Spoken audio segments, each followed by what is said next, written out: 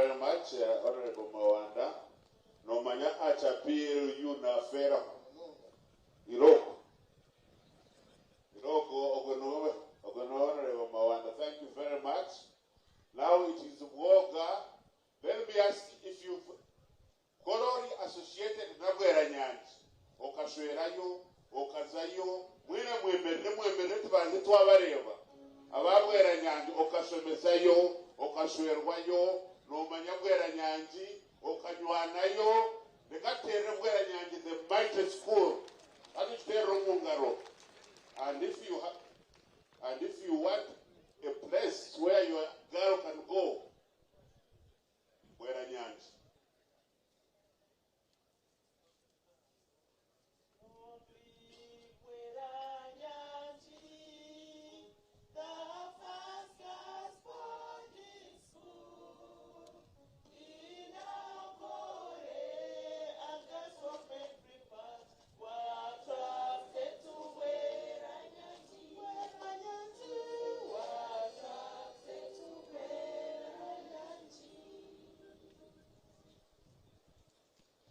Distinguished ladies and gentlemen, we stand here as Weranyanji old girls to give honor to our patron, Honorable Canon Mary Karooro Okurut is our patron.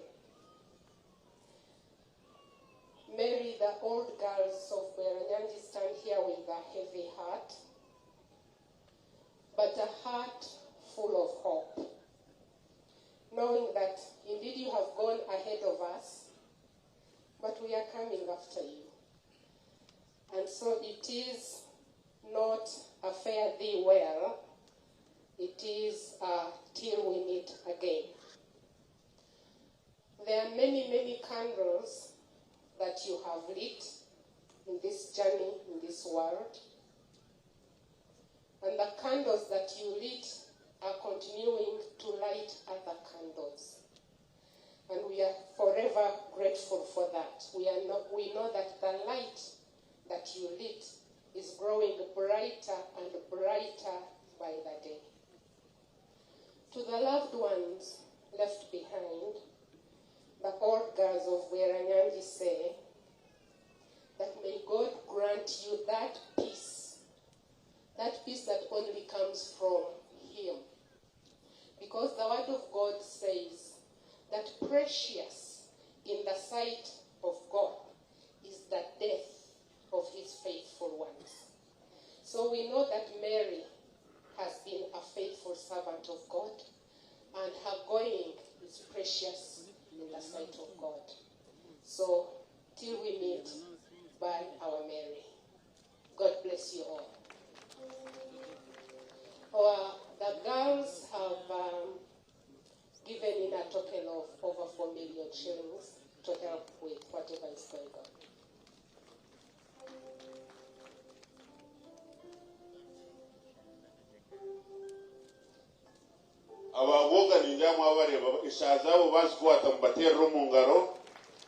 Thank you very much. Kokin Ramis Wario Amisho Wari Woku. Mwebari bantu bahangamwe mwebari kuija nigonkin kokunareva ndeva obukuru na nishtinsa cha Mary. I'm now going to ask the people from Teso, from Ngora. This is your moment. I'm going to ask you to please kindly come and make your remarks. From Ngora, I will give you, the people from Ngora, I'll give you 5 minutes. Thank you for coming. Let's give them a big hand clap as they come, because they have loved us beyond measure. We want to thank you for being with us all through and for giving us the guidance that you did. Yaramano.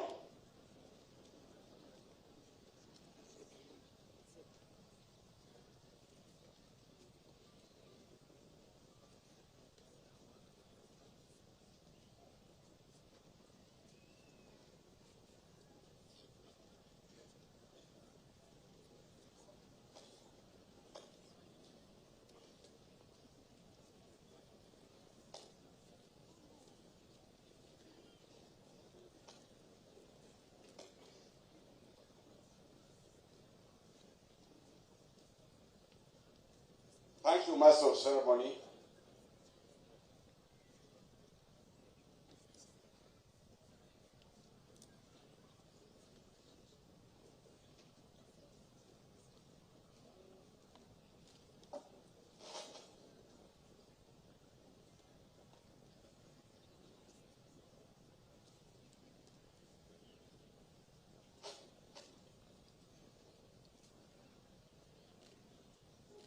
The church,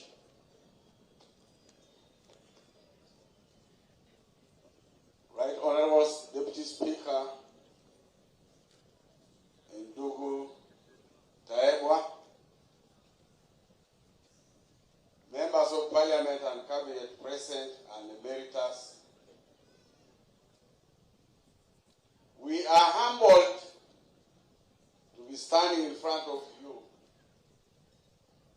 with the dedication and the spirit of love and unity to remember the life of my brother's wife, who has brought us here. The person speaking is Charles Opio Walu, a retired commissioner and economist by profession, the brother of Muzei, late S.K.E. Okurut, whom I would like at the outset to tell you also was given an official burial 2013. By 2014, by His Excellency, the President of the Republic of Uganda. What a unique observation. The Karooro family met Okurut family in 1983.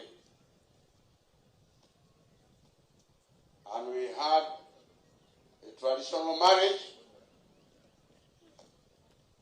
and that is how my brother got married Karooro, and then the name added Okurut.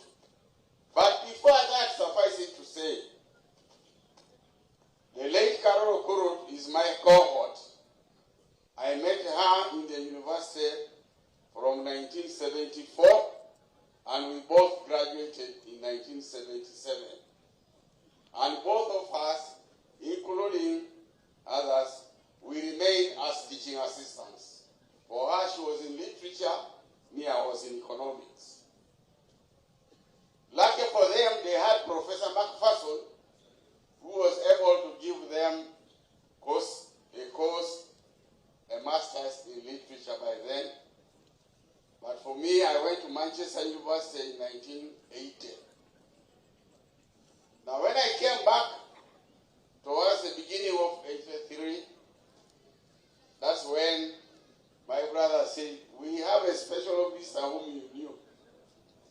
And from then, as I had already alluded to, he got married to her in the traditional ceremony, and we followed all the protocol of your marriage. Now, Professor Karooro, you are my very good friend. The life of Karooro Okurut is hinged to the life of my brother. All the children you saw standing here, any one of them who is above 30 years or 25, passes through the hands of my brother, late brother. So the two families of Okurut and the Karooro are one and should remain one forever. We should remain as one family with love and dignity, and that was already there, manifested and implemented by the late Maria, our mother. I am also stating that I did not want to mention this yesterday in church, in All Saints. Yesterday was my birthday. But Mary had already, as a poet, Patrick had already stated, this is the month of Maria Karooro Okurut. I also want to bestow to you the love of our king, Emormor, that great people from Bushenyi. Traditionally, most of you would have been in Teso, because in the Teso culture, when you marry a lady, she's supposed to be married in the home where she was married from. But we say it was the wish of the father and the wish of the late that let her remains remain in their ancestral home.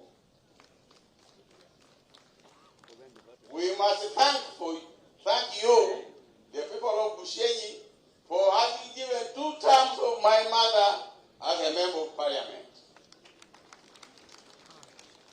And I would like also to reiterate the fact that most of the norms, the vision, and the rest that Mary had emanated from my late brother.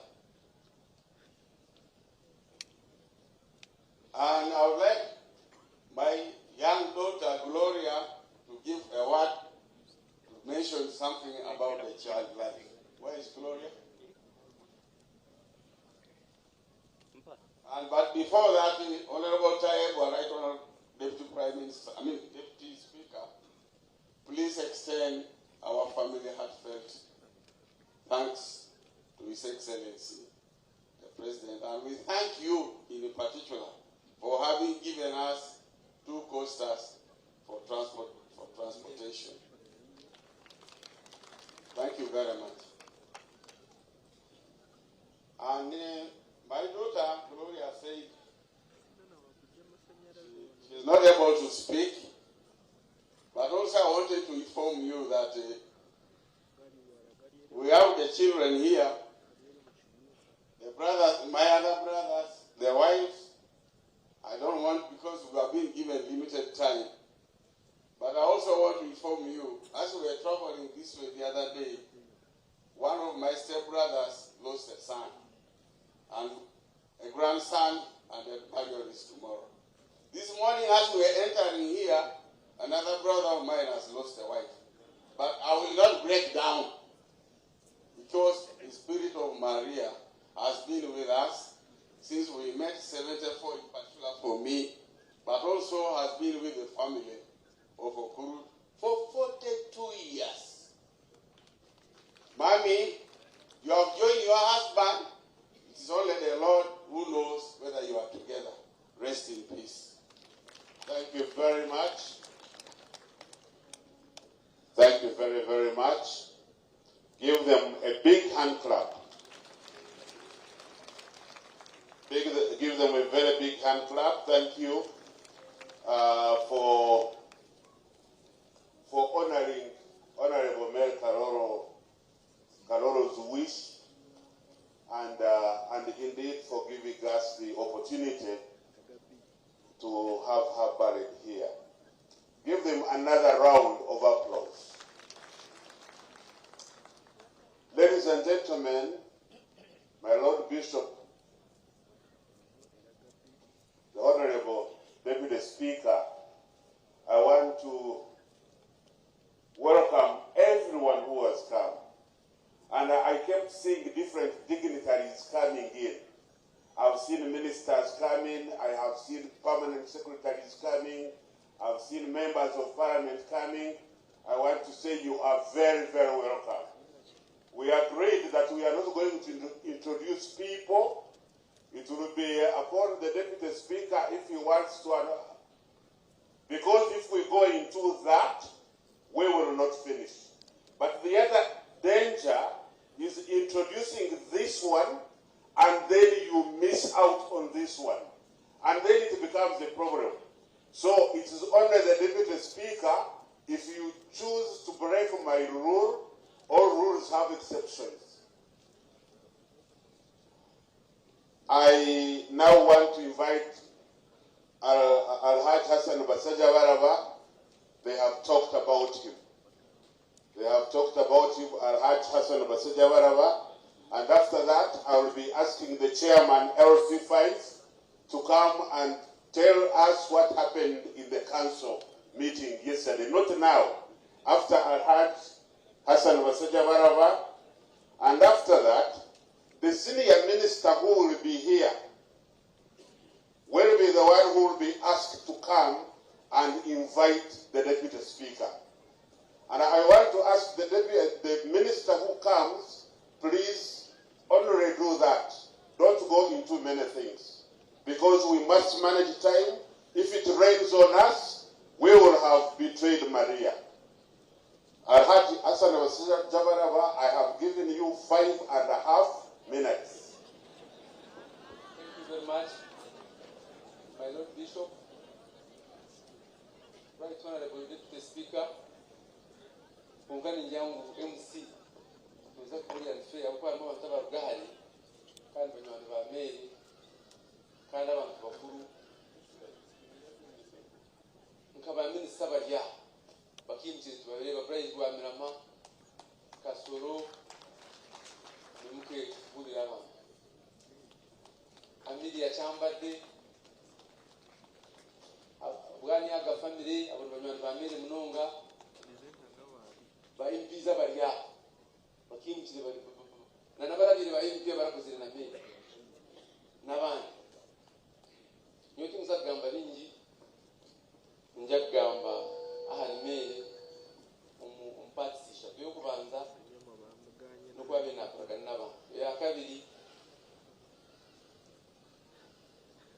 no kutwire nawe ya kashatu no kurwara kwe dena no kumwendeza kumura kurundi no kubanza my Lord Bishop na minister bari ya meri twena ntukiza ngo abari umuntu murungi kandi atine conflicts n'abantu okwiyaho abena bandana na conflict na icyo kimwe cya kabiri akozere ibintu bingi mu community meri Karooro kandi twena ntukikiza icya kashatu meri abari umuntu w'umugumiseriza kandi ayorobi akoraganika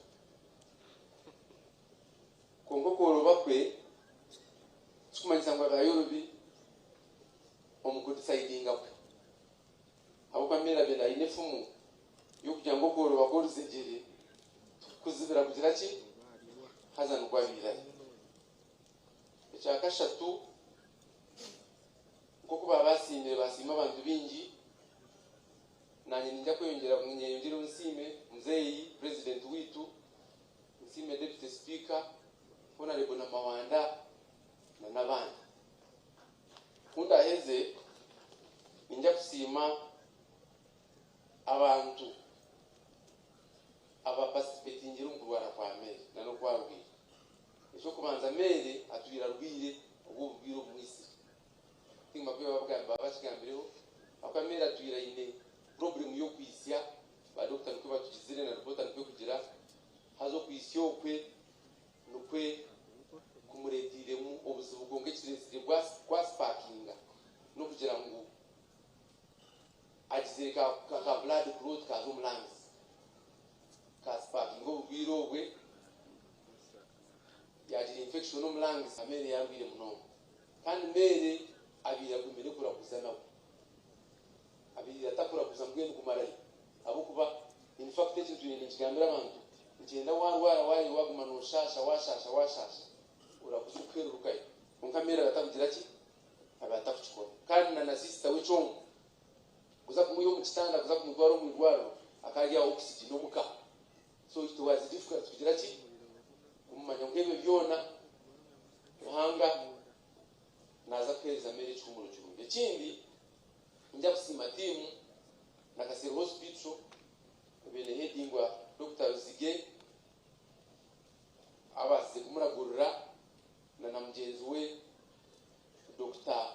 Hedwa na Kasero mbonye na nabantu bona abase kumuragurira na Kasero then timu ya Nairobi tusime nayo kunkate yuge cyo musista we cyo munye ndi mukabantu bakutera umungarabo kuba choma kumira mere kanda tugura na mere no murumuna kongambwe mchuma cyangwa mugiye aba sister wawe ninga brother wawe na kuma konga chomwe bari munonga we bari we bari kufera murumuna wa ninja kusima Dr.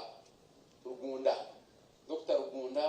ipeto achifumi kwa president akaya rujireho nyona mawanda twaje kikokutwa binturugaho meri na mnagire cyo munamyanzira tware meri tumuyaha atakaje cyo twagira ki akaruga mbunga Rugunda ninja kumusima no muchara we twamusangire almost all the 5 hours twachigiro mu Rwanda twagumabona Rugunda bashoborera twafune nyunyi twafune baje mutekuza kwasa kumutwara twafune na yamurefu baje mutekuza kwasa kumutwara bakabanza kujya mutakugenda takwasa kugenda abo bakayari mu atakwasa kuzomyo festo akozire twayibuza waro Dr. Ndizo yabinamkurira wa Nairobi Dr. Pio mwe abagambire mbaze baramuhereze kumustabilizinga kwasa kumutwara bamustabilizinga twaize kumutwara nyito abitsa kumutwaza Nairobi twaje kujigarukaho ito abisipangise kandi bajyambe gutera step enough kugira ki kumutwara twarode nyinyi ndi South Africa niyo yamutwire ikamusia Nairobi aha basize kuferuka watakajireyo bo bakabine chomuna na Rugunda na Mbonyi na Rusiki bo bakabine plan yo kumutwara gakani kunkaga kandi nabagenda kandi process ya yizireki egumire kandi na hatu bagakani achire no kufa tutaka sheze naki tukaize na process ni biva imbe kunkiventually twafune mu South Africa an ambulance here in South Africa kizantebe ikamutwara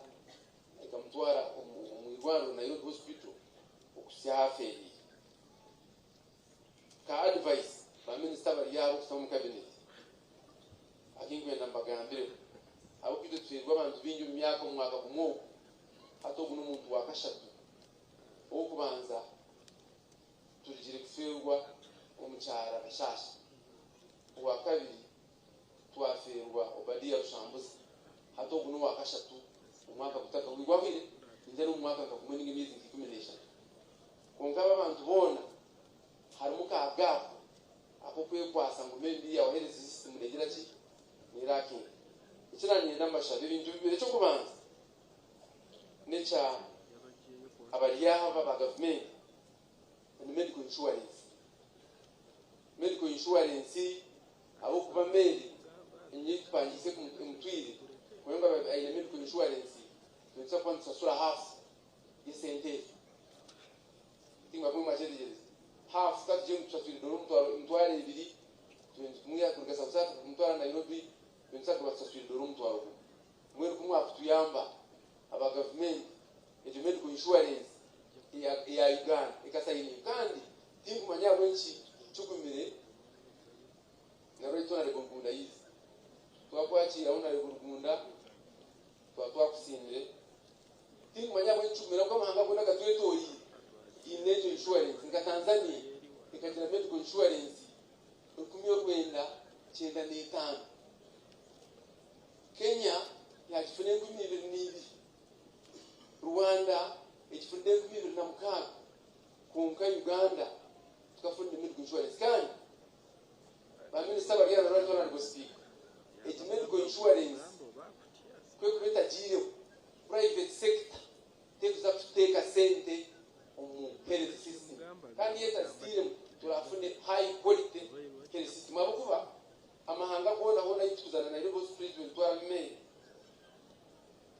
ko kuza kujireba Nairobi hospital 50% of its income almost 95 million say $50 million nisasugwa health insurance timamu machedi Nairobi University nebora turnover ya milioni 10 kwezi monka milioni 5 nisasugwa chi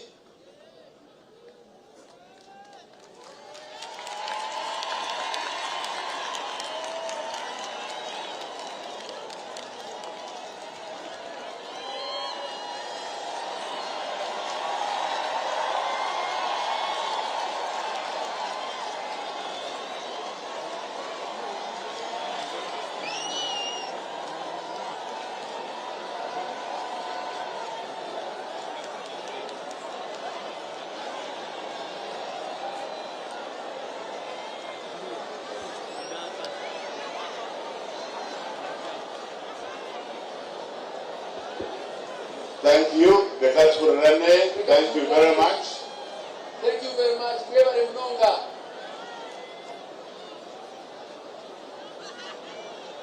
Nani basaba munambe ababushenyi munambe. Munambe.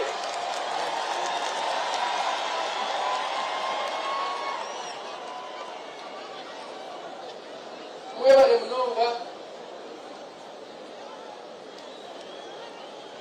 Mwebale mnonga bantu babushenyi. Kasika twaza kufema twakuyo mu government gani? Hadi medical insurance ina ningambaho right honorable speaker na abaminisita baliyaha ni basabangu musabe president atusayiningire ki medical insurance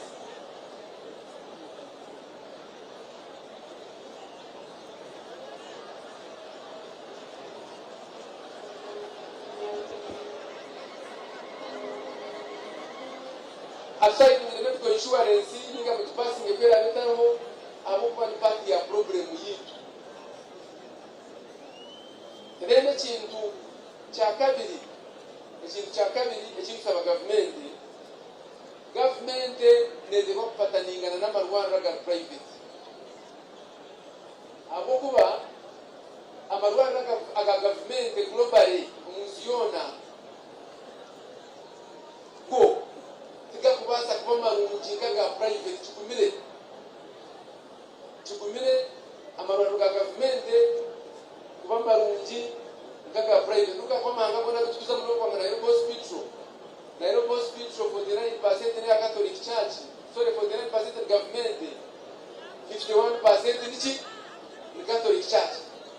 So chireba no kula amarwaro ganda kagero gaga amarwaro tora abantu ka India amarwaro marungi muno ga Medanta il private, FOTC il private, Apple il private. So no kuza America amarwaro gona marungi na gaji gar private no kuna hankono no kwa jaman gar private. So government kamba shabe tueleze ofruwa mere ichitinsa kamba shabe tuname kamba shabe turane aboko becho kirije kumushemeza kwawuja kuzika mere etukuza kumushemeza no guteka aharufuruwe na no gukora umurumo umburyo bwabo n'abeshengereza reka tukorane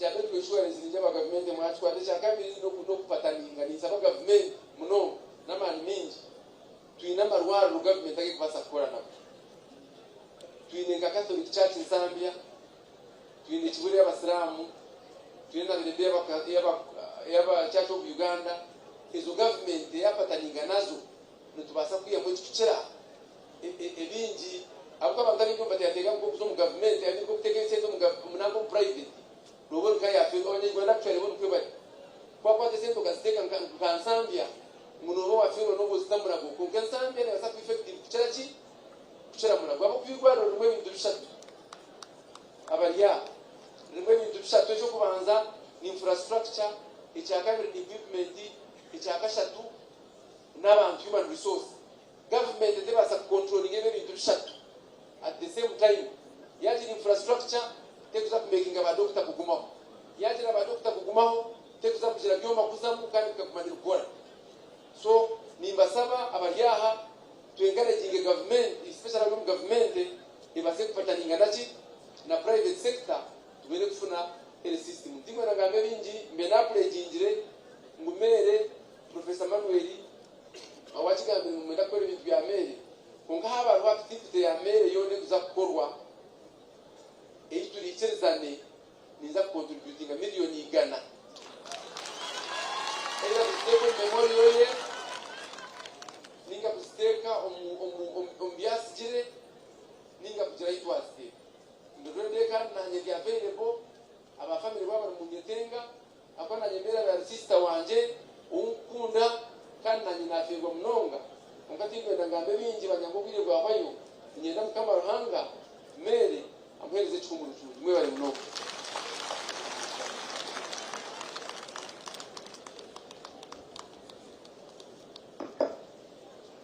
Thank you very much, Hassan.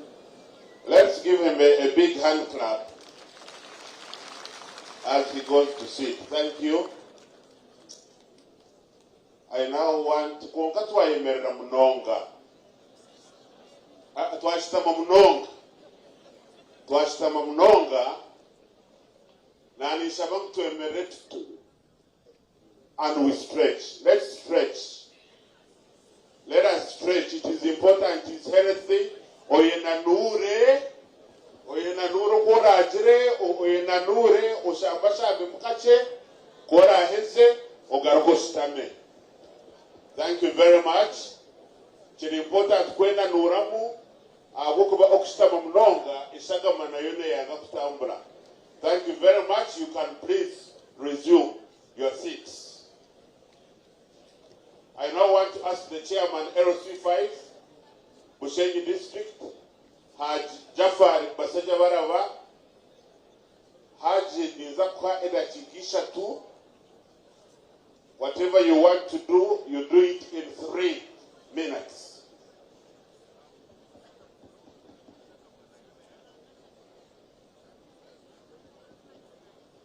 Tatiko Morohanga, Bishop Johnson,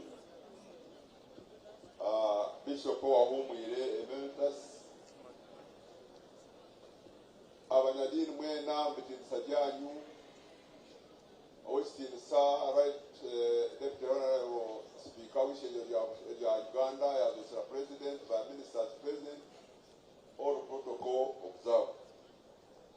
Okubanza nyenda kutwala omugisha okubakira omu disitulikiti eya Bushenyi kandi on the special note nyenda kusiima abanyabushenyi abokuheereza mere ekitiinisa mukiisa omubwingi kumuziika n'abarugahe bya Bushenyi ngaruke nsiime abantu ba Bushenyi ababeirireho mere Karooro Okurut kandi mukamuheereza obwebembezi Tebirwe no kusima His Excellency the President ahabo kumuhereza ebyamwire byona suruha political career okureba ngu yahendera namuhereza na official barrio nanyenda ngu tumutera omunga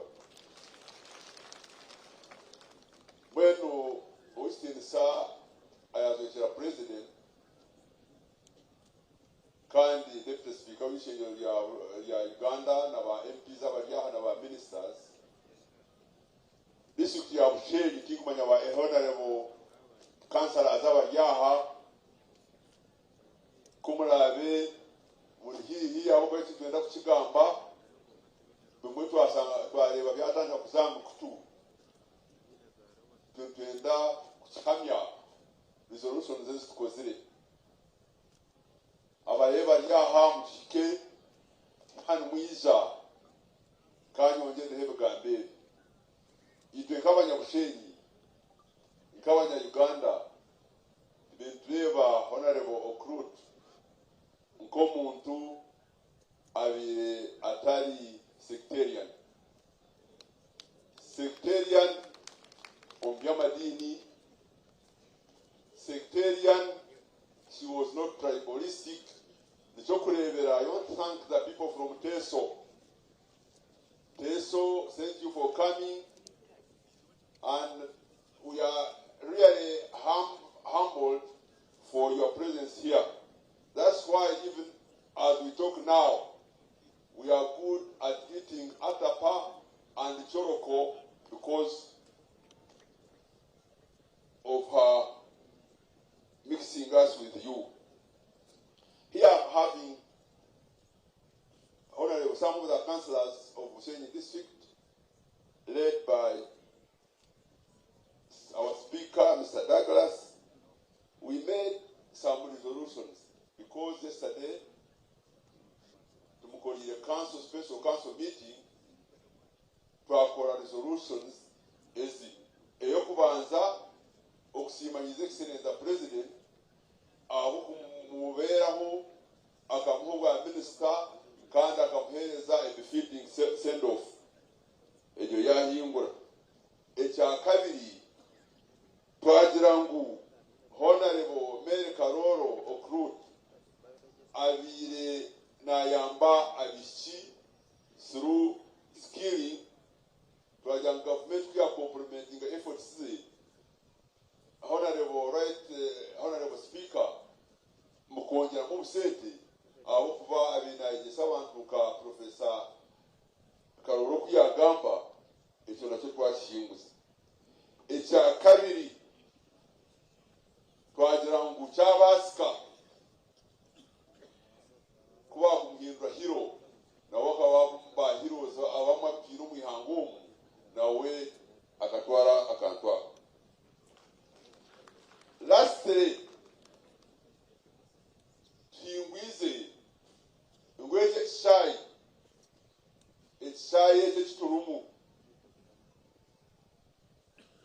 omugenyi omukuru ninga chief mona twagira ngu tukineminge ninga tukinemingire Karooro Okurut Stadium. Kandi twasaba gavumenti ebi twagira ngu gavumenti erebye byatwongera mu sente yabukaro program as we talk now. Your Ministry of Education and Sport, and good enough, the minister responsible for that docket, Mama Janet Kataha Museveni, Abiyarunywanwa Mary Karooro Okurut, Fune Piha, Chapa upgrading that is a national and international standards. Lastly, in the behavior between Wizi, Kantu and Twenda, when a central government take a money or when Yamhanga Yari Omulinzi. Katwendeze, our sister, our political mentor, our friend, our everything to rest in eternal peace. I beg you. Thank you very much.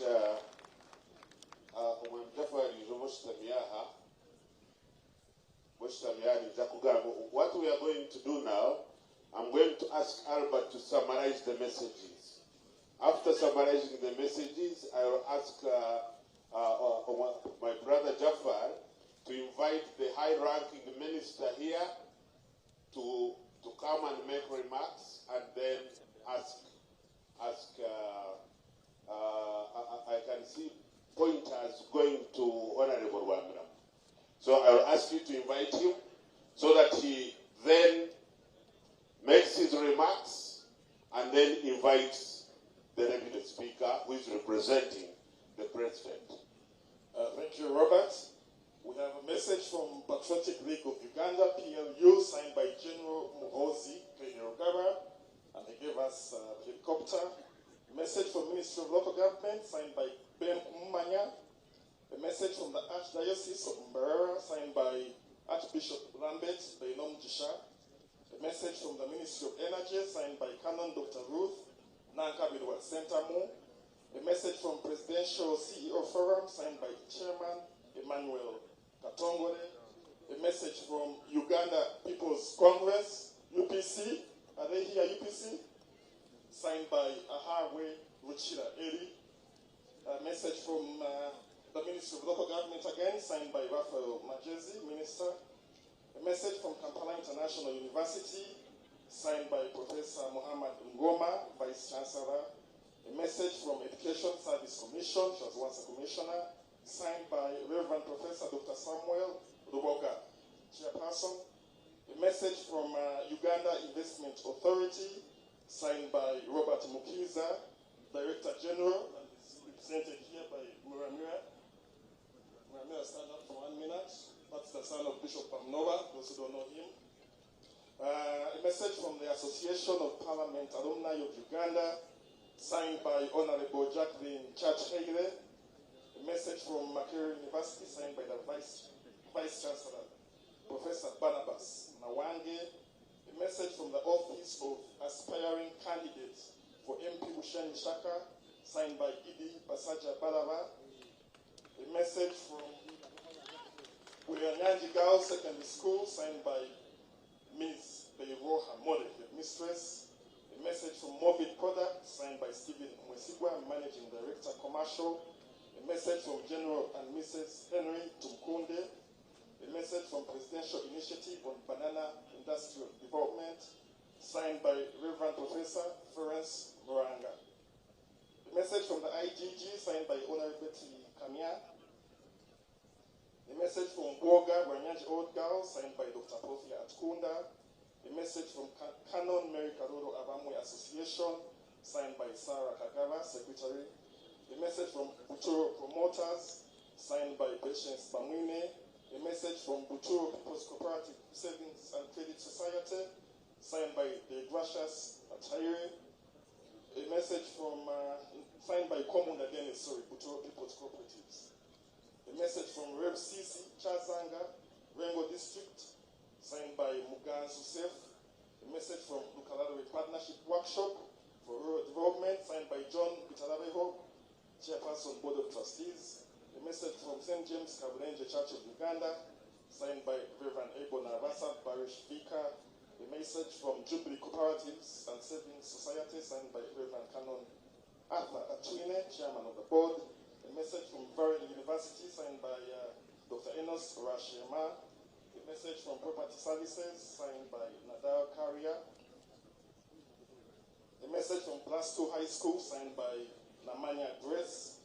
A message from NRM Youth Cadres Association, signed by Ahumza Bekson. A message from Chamunga People's Cooperatives and Savings, signed by John Bosco Atuishile.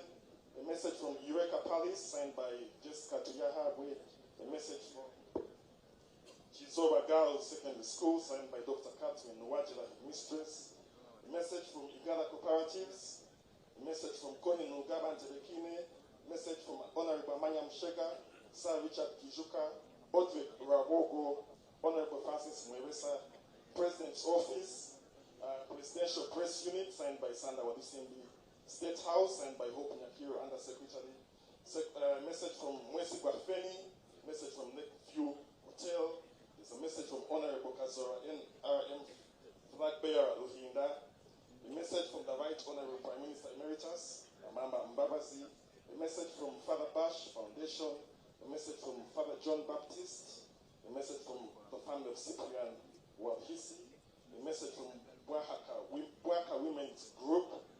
A message from, the final message is from the family of Lydia Mwesigwa, and they have brought a tree, and the request is planted by the Deputy Speaker in his honor. And finally, a message from the Diocese of Western Kore, Church of Uganda, signed by the Right Reverend Johnson Tunomsho. And all these have sent in financial contributions towards the funeral expenses. Thank you very much. Thank you very much. Thank you very much. I'm told there is another message coming from Igara Muhej Tea Farmers Circle. Thank you very much. Before I ask my brother, Chairman Jafar, to ask the Right Honorable Hakana Rugunda to make a remark, and then after we ask Honorable Wamirama, I want to announce that if you have any message to the family, there are 2 tables at the entrance. Any of the tables, each table is manned by 2 people. You can give them the message, and whatever comes out of it in terms of Amabugo and Amazika, as Professor Karooro Okurut said, it will be to honor the wishes of Honorable Canon Mayor Karooro Okurut, my brother Jafar. Thank you very much. Nyenda kwa mshogo kumtano obwatebwa okuinvitinga former Prime Minister wihangeri Emeritus Ndugu Ruhakana Rugunda munywani weka na n'omukyala baba mwanzire kandi bajangu bali abanywani we eyo kugamba nka munywani wa Karooro konka omukyali bara Joy yakikora. Right Honorable Prime Minister Emeritus iza kugambira abantu b'ensi.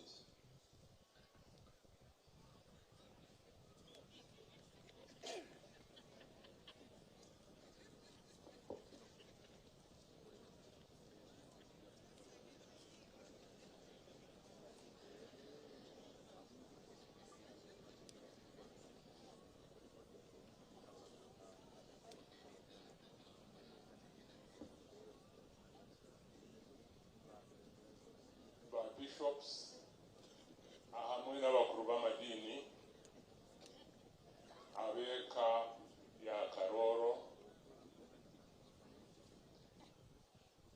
Right Honorable Deputy Speaker of Parliament representing the President of Uganda,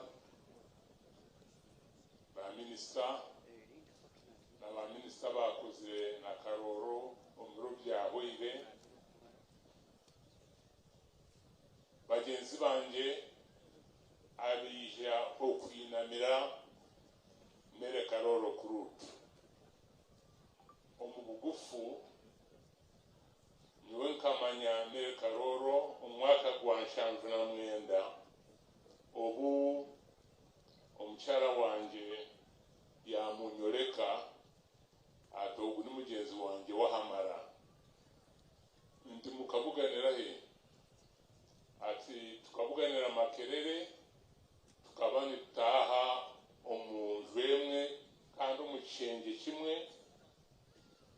ati kandi na kosi Makerere tukakora kosi ezirukushwana kwihobwe mere yaba omuntu obutulukwatanisa munonga obutuikeine mere mu bigufu akozire ebintu bingi nimpamya ngu bingi babigambaho kandi na Kampala abantu babigambireho munonga konka ka ngamba hari kimwe nari bibiri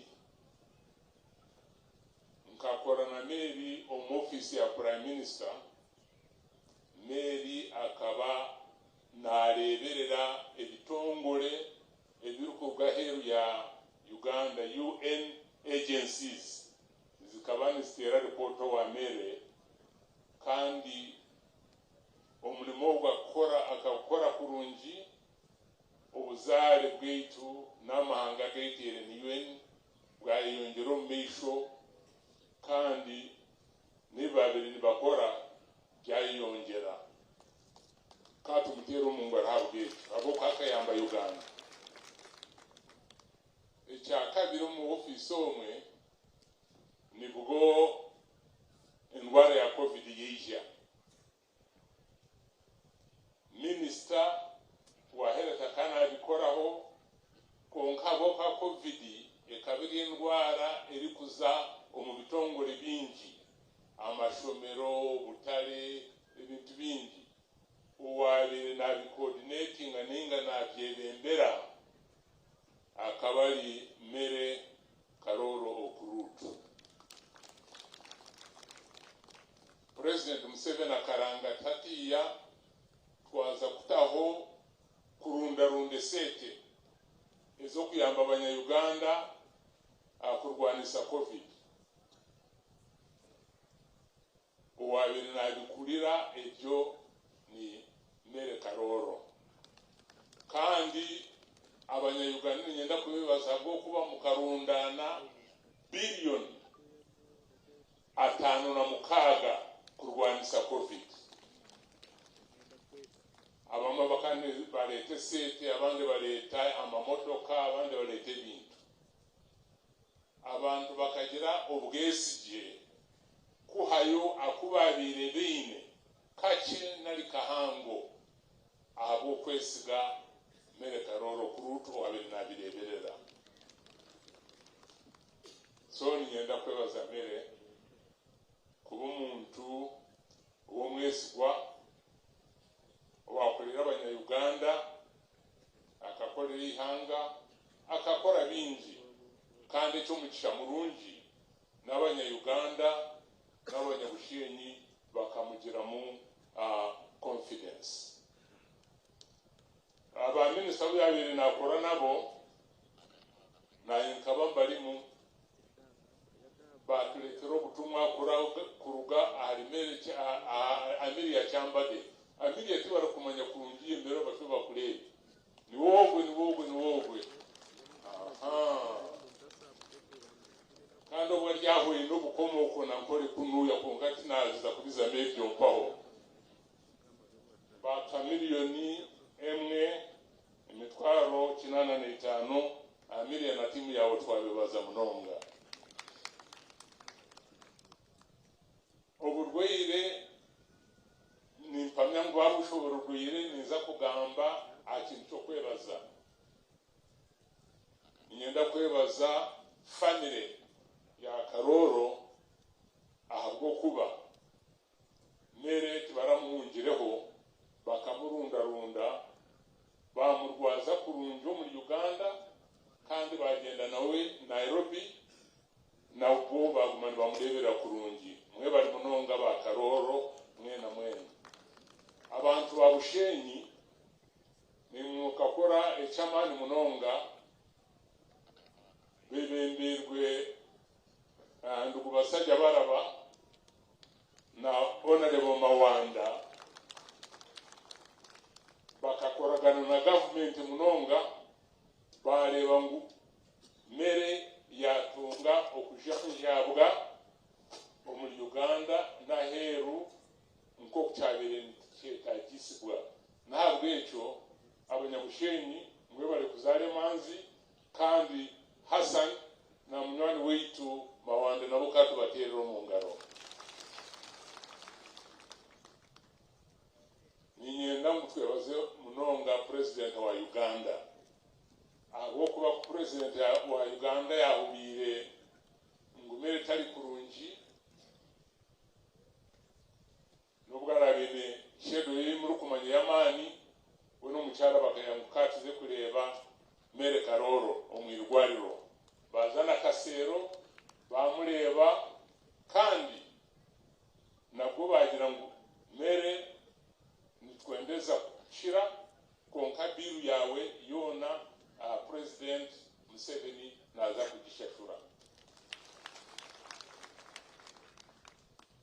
icyo mugisha mubi icyo babiri nibashabani twabiri twenda iko cyabeire kumere yagenzire president Museveni ni kwakajati ogu akoreire mirimo yamani ihanga ry'iki Uganda ati nahabwecho itwenke ihanga kwino buvunani zivuga kureba ngu we recognize her aho mpaho no president yarangirire ngu mere Karooro Okurut naza kutunga official burial where the state would take responsibility for all burial expenses. Kandi nyine hino unahurira yagamba ngu mere ashemerire kubarukogonize nke manzi habwo bumanzo burukukira ihanga ryona na presidenta kugira ngo iwe twakwikiza ngo niwe umuntu mukuru muri Uganda official burial yawe ubwene babali baranga ngo umuntu ogwe nemanzi so mwe bali kuzale manza ba Bushenyi arona ba na Kasero Hospital bebemberwe Dr. Mbonye na Dr. Okuzike bakakora umurimo gw'amani na timu yabo kandi nabo bayamba kugumana bagamba n'aba Nairobi kureba ngu mere yatunga okurebererwa okwabiri nkwetengo so mu bigufu abanyabushenyi turi nemwe omukushasha no kuferwa kwa mere Karooro Okurut timu mwaferwa wenenka twena twaferwa kandi ihanga naryo ryaferwa kandi nankanshube musasire n'abanyani beitu abarukuruga Teso abo kwa nkoko mwamwahurire Karooro akanywanisa abantu becwekeki n'abateso bahikana munonga na hatiya abateso babiri benda ngu meraze kumuriro wabo konka mbwenu n'ababushenyi nevagira ngo akija kumurire aho yazalirwe konka nyenda kwebaza abateso munonga kwakira meri mukamureberera kurungi ahabwo kuba mera kakorera abantu yakorera ihanga yakora ikiri kubasika cyona kureba ngo habaho Busingye lokale omuri Bushenyi no muri Uganda nimpamya mukazoba nyamuhanga naza kumwakira mwe bari munonga.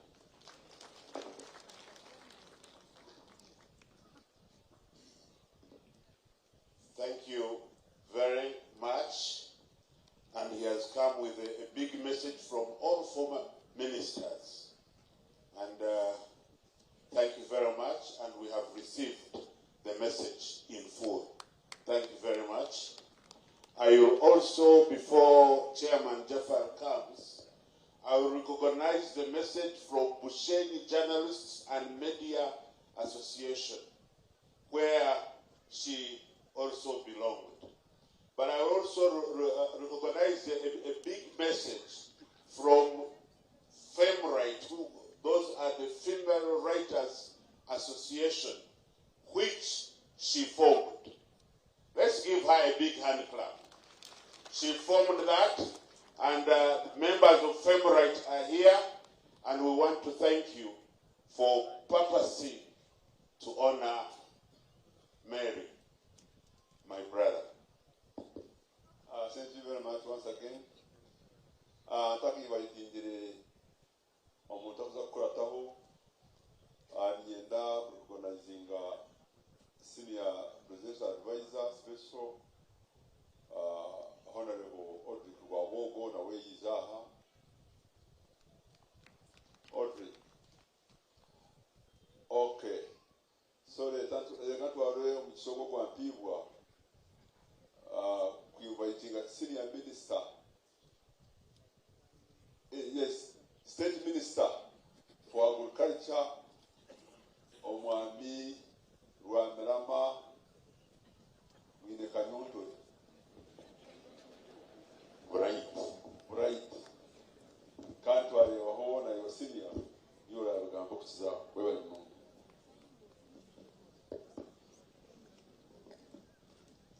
Right, Honorable Mr. Speaker, representing the President, the bereaved family,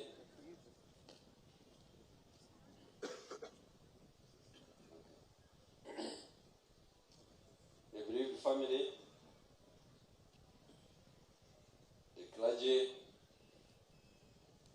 colleagues, ministers and members of Parliament, senior leaders, family members and friends. Mukama simwe. Nyowe na hewa mumuche ukweta wa Ministerial President konka nirakweza gwa message buche urwo mu bagenzi banje kandi ngambe ebigambo kabishatu cyo kubanza ibyagambo habyona ahari Mary Honorable Mary Karooro ni nkizana nabyo kunkamu nyikize nyongero ibintu bishatu okumanyisa amakuru gi icyo kubanza kana akunda hanga munonga na akunde dini kandi atakubaganisa mu bantu, and she has rested as a lay canon.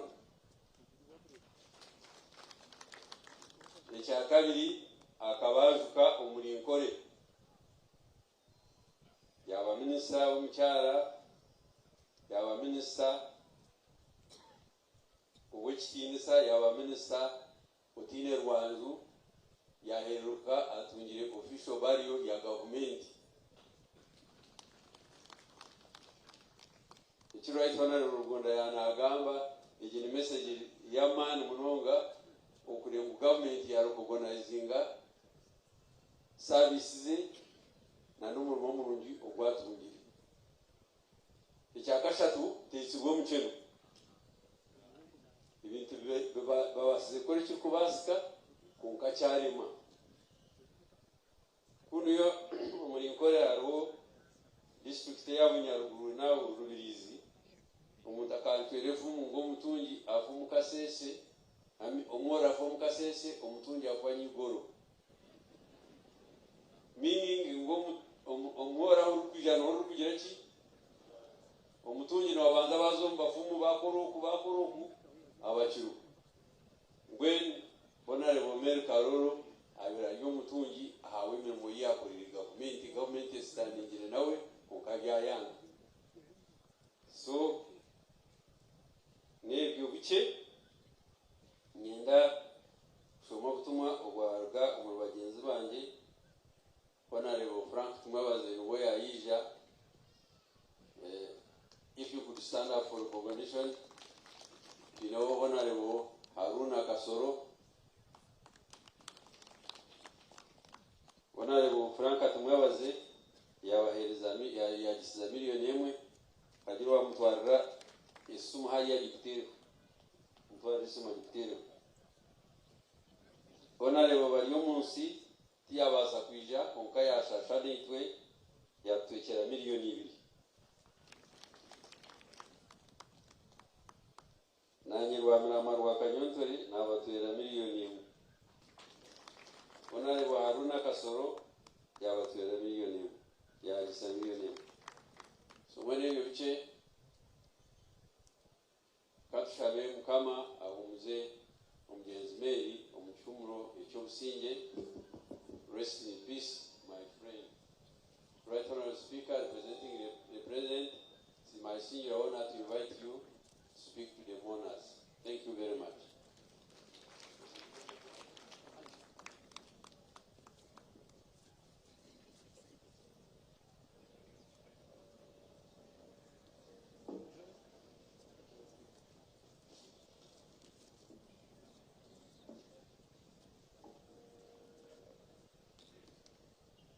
My Lord Bishop, Thank you.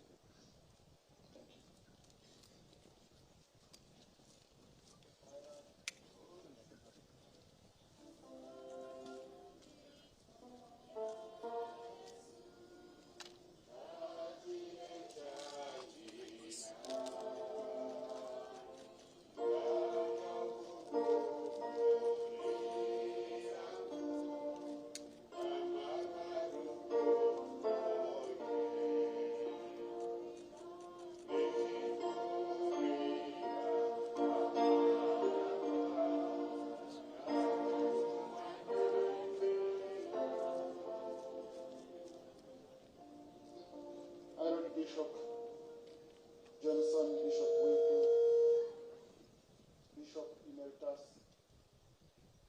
Magambo, aneje kanisa yona anabanyadini mwenda ba minister abajyaha right honorable ndugu hakana na mama Josephine ba MPs bagenzi banje mwena family ya Karooro abaziki bagenzi banje nyowe chief mona habo kuba chief mona nabeka ya Karooro abafiri nibo bakirizeyo okushasha munonga no butwabe n'ikishasha so konka na vechera president akwija kuzika munwani we kandi wakozere nawe kumaburi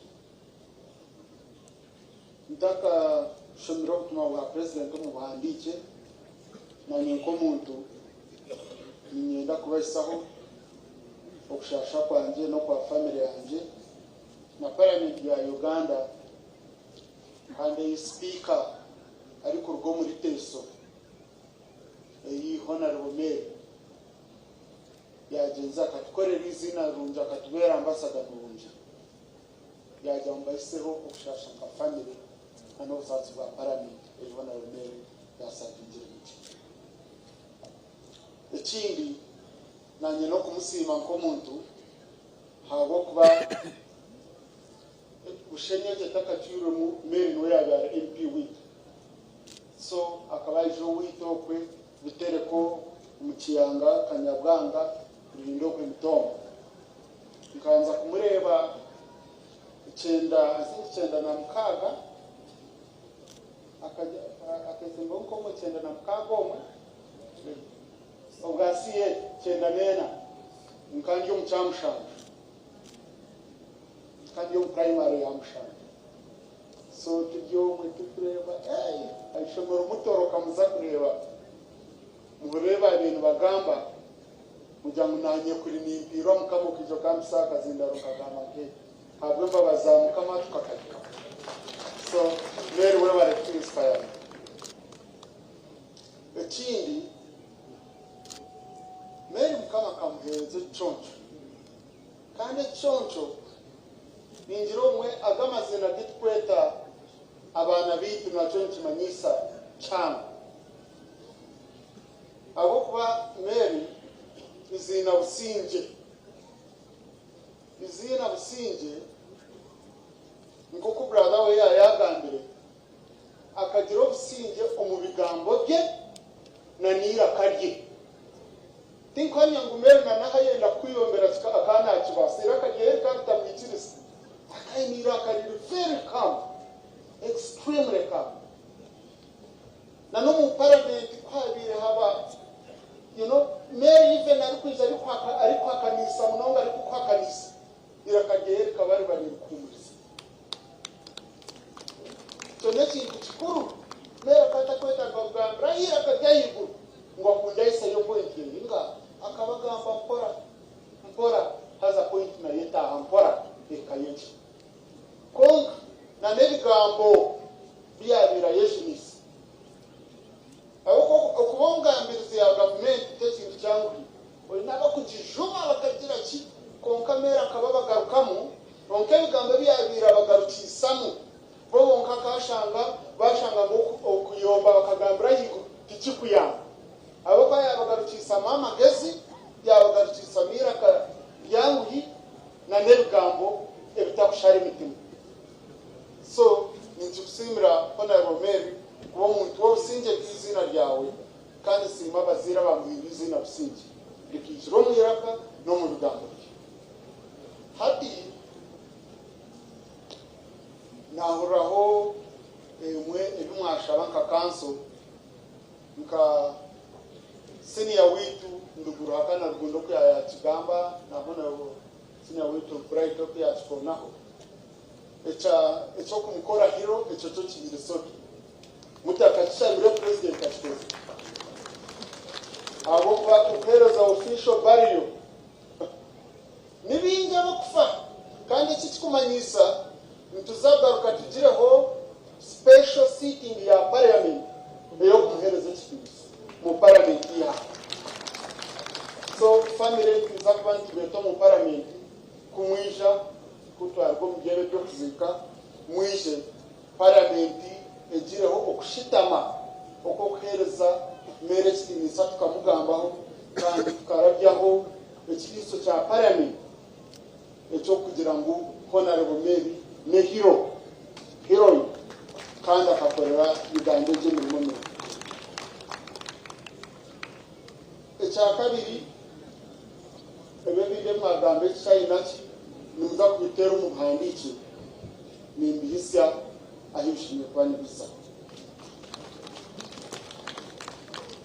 echakashatu nechona rebo chairman witu haji basajja barabayagambaho kandi yenda kwasima abantu ba Bushenyi umukufa kwa Mary mworekero kwatanisa mwishire hamwe bakanye okunaje kukowe yo mu kebizo byafa nkashanga abantu binji ba Bushenyi bakire abantu bakuru mwe bari kwatanisa haji basajja barabawe bari mnonga okutwatira hotahemuke bane mawanda we bari kuija hamwe twena tukakwatanisa twarangu abanyabushenyi bakanye no butwaye twire mutu imitoma turi buhwenju twena tujya abanyabushenyi kuba kuza kushobora natandika kushobora mitoma nkahiti Bushenyi mitoma Bushenyi ngachaya ngo tsitata mrasti so etsincha Bushenyi tujya abanyabushenyi minza tuje tugena region yetwe Bushenyi tujya abanyabushenyi tujya kujya region yitu yetwe Bushenyi tumanyengu umunyabushenyi hona hari turi bamwe so ekintu cyaji yagambaho echa health insurance nekintu kikuru munonga kandi haji ninchizangananiwe 100%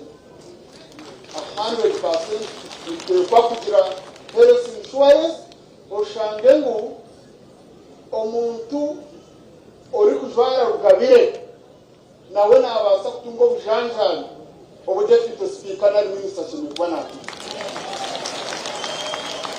abo kuba kutukufa twena Kampala abantu batureta ntugaruka turi kuhereza jango zebigere tikuja minister bamureta jumire then owaburijo bamureta we agaran twena ekituru ni size nemwe so ekyo nityo tukolaho kandi nikinshemeza munonga abakwana government nikimwa bitubire twino mu nkora kandi ekyandiko kyakiro mu cabinet so cabinet neza kuchaza naho nisitwara kasente kingi omuteko mu nkora konkati economy iteriyo neyongera munonga habwo Busingye na n'abanyarwanda okukora munonga okumutire mamani so it's a medical insurance please ekyo nekintu ekigavumenti kikuza kwekimikirizaho kandi mpanya mu manifesto ya president nikimwa bintu byaragambeho omwaka ogurije ebitwaza kuteeka amaani mingi muno ekindi nekyamarwaro okwatanisa gavumenti okwaji yashaba kugira ngu gavumenti ekwatanisa n'amarwaro ga burijo nakyo ninkikiriza 100%. abo kwanyowe tata wanje ajyaho ashitamaho inyuma ya Honorable Kasoro muzee wanje na Daudi uri kuturomu niwo muzee wanje kandi abyari munywani wa Karooro Okurut kwa kurwara kunu kunkuza kumuraguriza ni mutwara ncwanga narike ayi naga pray tika government kwachire so meaning niteko kwatanisa tutakatwa kwatanisa nazo mukurwara tukarimo kwatanisa nazo omukora konka nicyo twinireho icyo kureberaho wana yombekaga amarwaro ni kuyahebye mishoro ibyoma turamutwakuyamba kandi government kwatanisa niwe konka tuza kongera amamani kandi nshemererwa hati abantu ba Uganda ebyo kujya mu mwirukanga Nairobi nkahe miliyoni bizakwaho habo kuba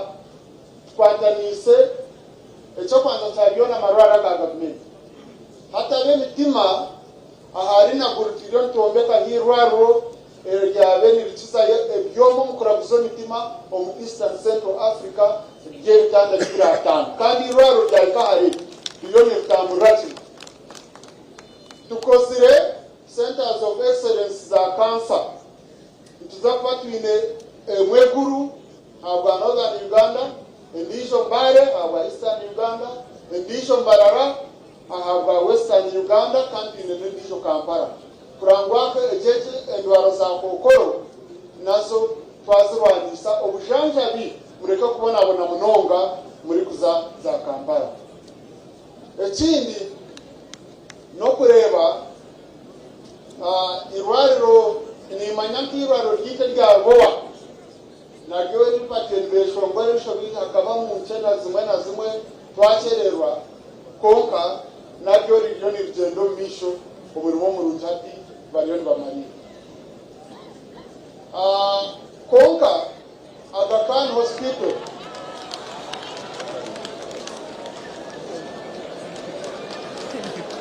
Okweli General Wipi General Kaido Tafire mreketi mwashire aweiza kuhumuriza mnywaniwe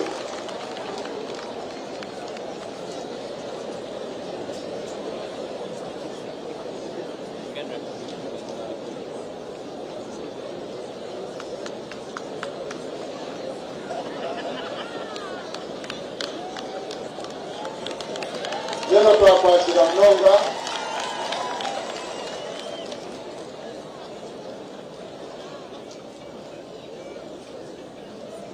yasalutinga mnywaniwe kandi obazikira mnonga korere bintu byingi district yiti ya Bushenyi naona Okurut Muhanga minister w'ebyamagara nawe yija na namurebereho yakire waha webale mnonso reka tendere so nani mbagambira ngo government twatanise na nomukuru Aga Khan twabahereza itakari kwingana eka nkaga na kawa hati irwariro rya Aga Khan eri kuzakwana bikira yo oburunjo mu Africa bariyo baryombeka ahaha na kawa so na naba Nairobi baza kwandikija kandi okoko kwa mwenda Kano Musya, His Highness Kano Musya, ariyo naza kutaya ya Uganda omulundi gw'okubanza kwigura paaka emwe y'ekirwaro bariyo nibeyonjera nibateekamu amaani. Ekyamuheru family nashemerwa munonga mwagamba aha project ya factory Honorable Mary abire nakora akayampitiriye yo mwazumbiye nindiganiraho na mamaha akayampitiriye yanyeburizeho ati wo factory zikorota. So twaganira namugana ya factory kandi biremera tubiza kuteganisa konkampora kumpa magezi mpora konkeri sana arabona arambiye mukozi ro muri momuru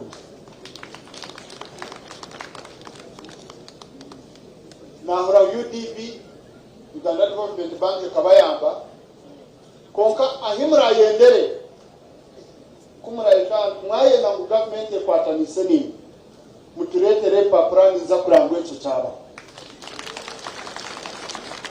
abo kwa government iyo factory yo kubanza yo kwasa kuyamba kuyambiriza factories nyingi munonga ecyo kintu cha pads zabana omo mutibine mu factory eri kuzikora nizirugaheru ebiye byo kubanza mwaheza kugira icyo cyabaho ninza kubayamba ani kiganiro na president ntuteka musente tube ba partners kurabira mu Uganda Development Corporation mutakaza kubona n'amabanja na dream ya mere yakwire na yenda ukafera ukakampu yafire Bushenyi tina basigire turiyo bagenotafire bariyo basaza bariyo ndiyo Honorable Majesi na nabandi twena turi ntuza kwatanisa turebe ngo Bushenyi yitu yaguma ekyamwe ekyamwe nenda kusima president we mweno imwe abantu ba Bushenyi tukagiro mugisha kugira mwebembezo takwebwa abantu beye ekintu ky'ekintu very unique president kuya covid yaija ni manyana n'abanyabuzare be yabaferi batagiye yo kubari konkaka kwa Tom Handa bweno mucyara baza kureba Maria omuvali ekintu kimanyisa ngo Maria emirimo ye yakagikora kurungi kandi twena nikimanya Maria kakundi hangaje yakunda president we yakunda n'ekibina cya NRM kandi yabikora cyane kandi omugegyo yakunda abantu ba Bushenyi yakunda n'abantu ba Uganda bo so ntuzakora cyane kikwasi ku government tureme twamuhereze sikimisa ecyari kwetaga na munonga ejo project inagamba imwe family ejo project ya padi zikitubikirize kafa ntuza kujikwata onka government never kanjo me speech ya president to the family of Honorable Mary Karooro Okurut condolence message. Mama Janet and I were saddened by the news announcing the demise of Honorable Mary Karooro Okurut. On behalf of the government, on behalf of the NRM party, and on my own behalf, I wish to extend heartfelt condolences to the family of the late Honorable Mary Karooro Okurut and all Ugandans. Before the NRM came to power in 1986, the women, the youth, and the marginalized groups were excluded from participating in the country's governance. The NRM rejected such a sectarian tendencies which discriminated against people on account of their gender, tribe, religion, etc. This is why we took deliberate steps to provide opportunities for all people by introducing mass programs such as free education and immunization for all. We were able to guarantee security for all, development and prosperity for all, justice for all, and representation for all. It is on account of these factors that a number of dedicated women leaders, like Honorable Karooro Okurut, came up to champion the movement for the empowerment of the girl child and women in Uganda. They were able to prove that a woman can perform and excel in anything. writer, an educator, a mentor, and a national leader. She was a good legislator and served in different portfolios as minister. The NRM party has lost a strong mobilizer and a very loyal cadre. I salute her patriotic contribution to Uganda's development and socio-economic transformation. Finally, I commiserate with the bereaved family and relatives of the late Honorable Karooro Okurut. I pray that God grants you the fortune and courage to go through this trying moment. Although Honorable Karooro has departed from our midst, the beautiful memories which she shared with us will always live forever. May her soul rest in eternal peace. Signed, Yoweri Kaguta Museveni, President of the Republic of Uganda, 16th August 2025. Kandi abantu babushenyi ko mwahurire President aragirire yashashura biru zona zirwariro na sente zona ezikozirorofu mwebale mwana.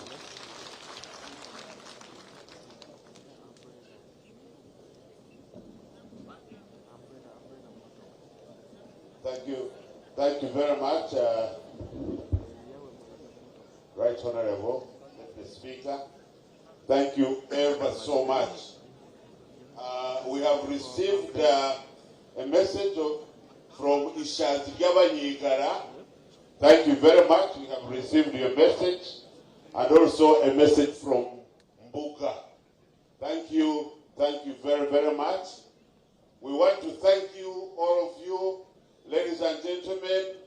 Twabareba mwena, mwebale kwisha, mwebale kwinamara meri, kuturaheze, family neja kubane garakayo, za Okuziika.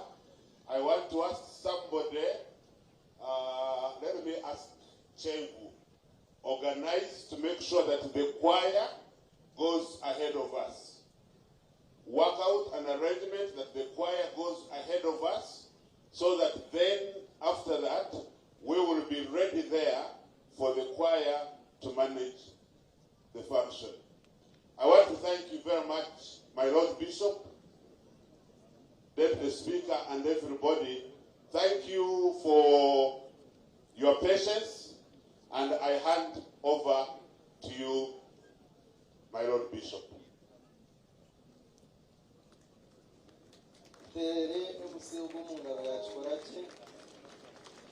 My Lord Bishops, Right Honorable Deputy Speaker and the team, n'abazichumwe n'abagenzi banyu mbiti byanyu kwikanisa ntubakira mu izina rya Mukama Yesu Kristo.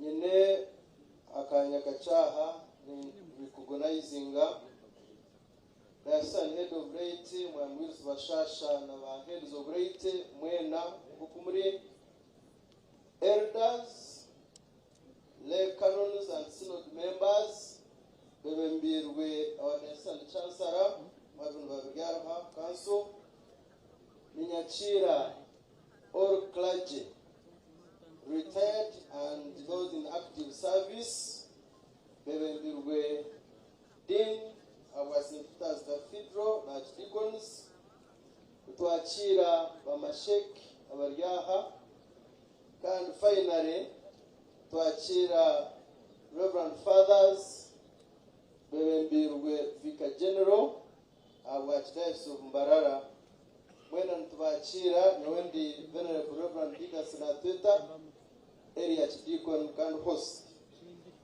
Munchile Zembashavetu Eberere, Beshongere Chweka Chumwe, Cheshongere Chigana, Anana Viri, Usasbona Kuburwa, Tuachire Murevereze Atumurzi.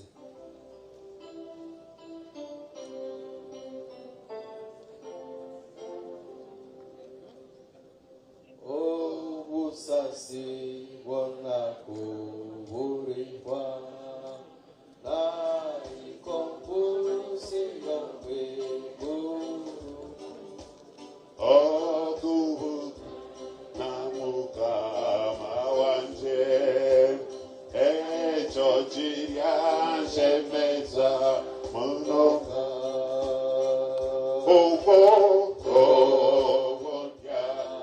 shemereirwe, shemereirwe, shemereirwe. Otumureba ndyomo meishoje, echo chirya shemeza muno. Katushabe kokuturi bisaba bantu baruhangamwe mutebekane tushabe mukama ruhango y'ambabazi tatayitse umwana n'umwoyo rukwera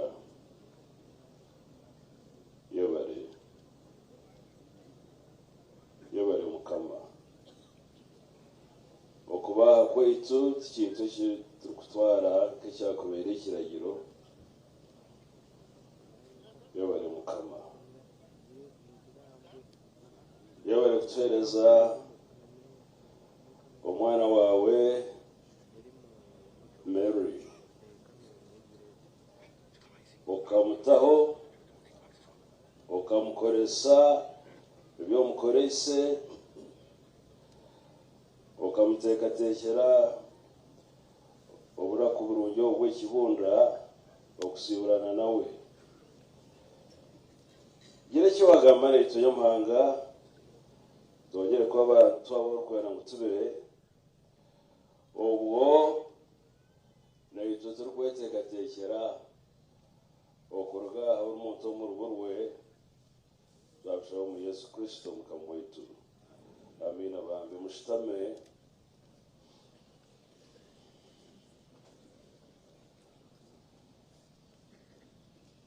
Bueno, Sir, Right Honorable Deputy Speaker, Ministers, abariya n'abantu mwena abantu baruhanga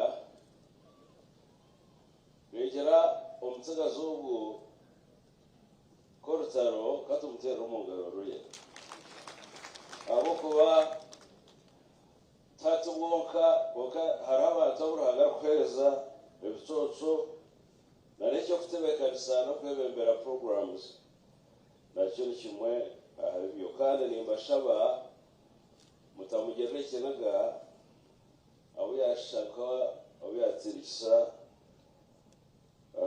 enkokora abo kuba n'ekyetengo kituranga nk'obureberezi okuregwa abantu bazaha mikoro kandi bagarukayo ombona ko burumu nambwera kampenderent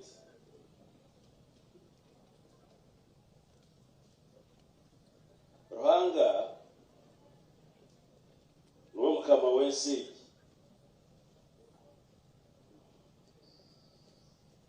akatutaho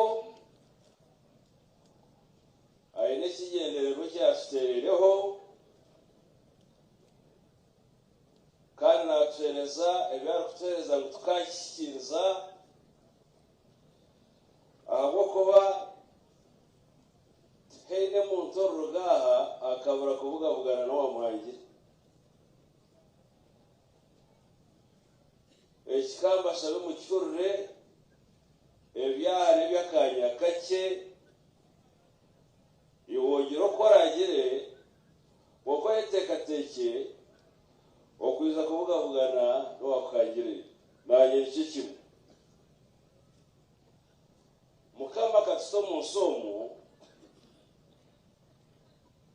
ekyokubanza okugira ngu tumumanye tumurame tumuhereze okumanya ruhanga aboka bya Mary ati tikuza kubiza mutwashitama aha twahorora akasera kindu ekeji efereirwe tari bagambira ati abantu tuferwa nangwa n'enfuna zuzuriho kuko hariho kuferwa na no kuferwa mwere hati bazo egiye kaya Karooro yaferwa abakazi bona n'abakazi mukazi kwa bari umukazi na bari umukazi okara abakazi na abakazi abakazi nabo bazarwa babaho usangiba narone cyo kumusimana akironda kimushobera abana be bagwererwa kagwe ihanga rishobererwe cyane rishobererwe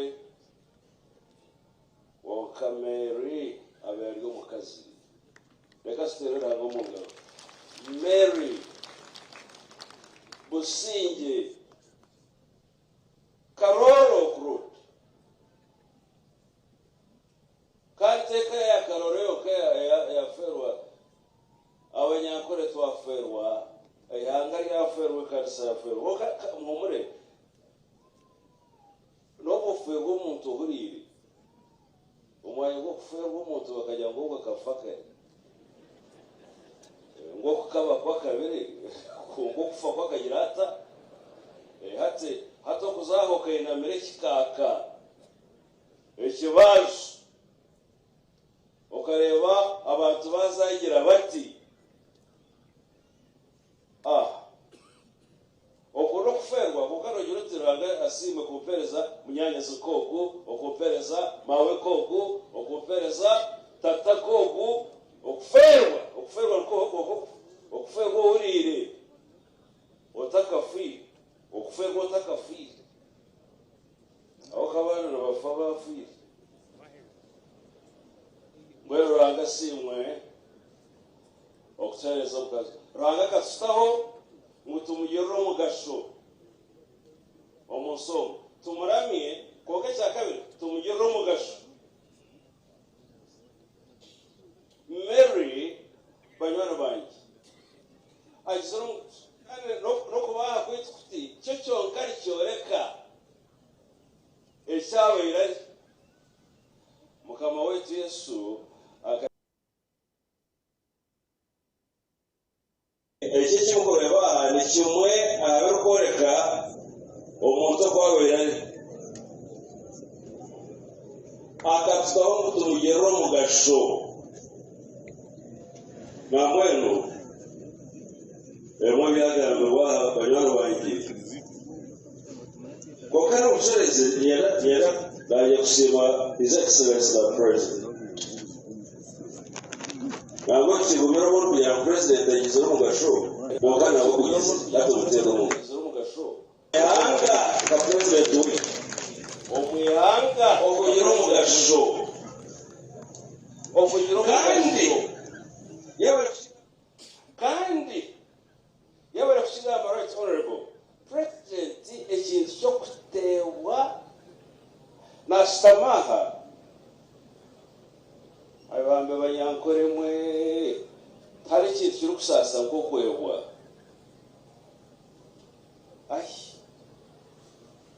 banyana banjye omuntu kukorera ikintu muri abanyakorera ibintu naberebere tindu mwana ahandi umwe webeze kuko atari ikintu kiri kusharamara ngo kufera umuntu akakwebwa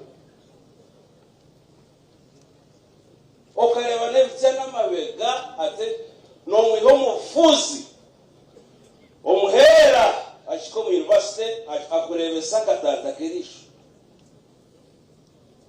omukazi nizasanga oteine kwori akwiho mutsutsu oteine nangaito mbigeri muchikari mwazo motokeza matama mwazo ombitari yokwehindura oza kurorera iba yamwebwa ngo yaza kwakira abana b'amabera garukotya abo kubera ya hompere ya bere socks oreba muti yayebwa kamagambe ayebwa bakatandika batene na mbusi mwe hato omukazi ati nari omushenja aliyaho ry'omushubuzi w'obutosha omukazi akiba member of parliament ayebwiba nari omushenja ayebwa omukazi we ngo hatanana uko burungu rw'embuzi President mukama muherezo mukisha ekintu cyo kutebwa abambere wanje abantu bebwa ai nambwenu ensegegira bingi ekitweke ekikigaye bwa basajja barabo ebyengagero rero tibiri politiko tibiriki abo kubaranga kataho amazumaninga gamakaki ensegegira bingi ensegegira bingi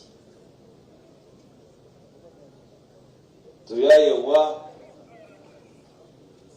Hasani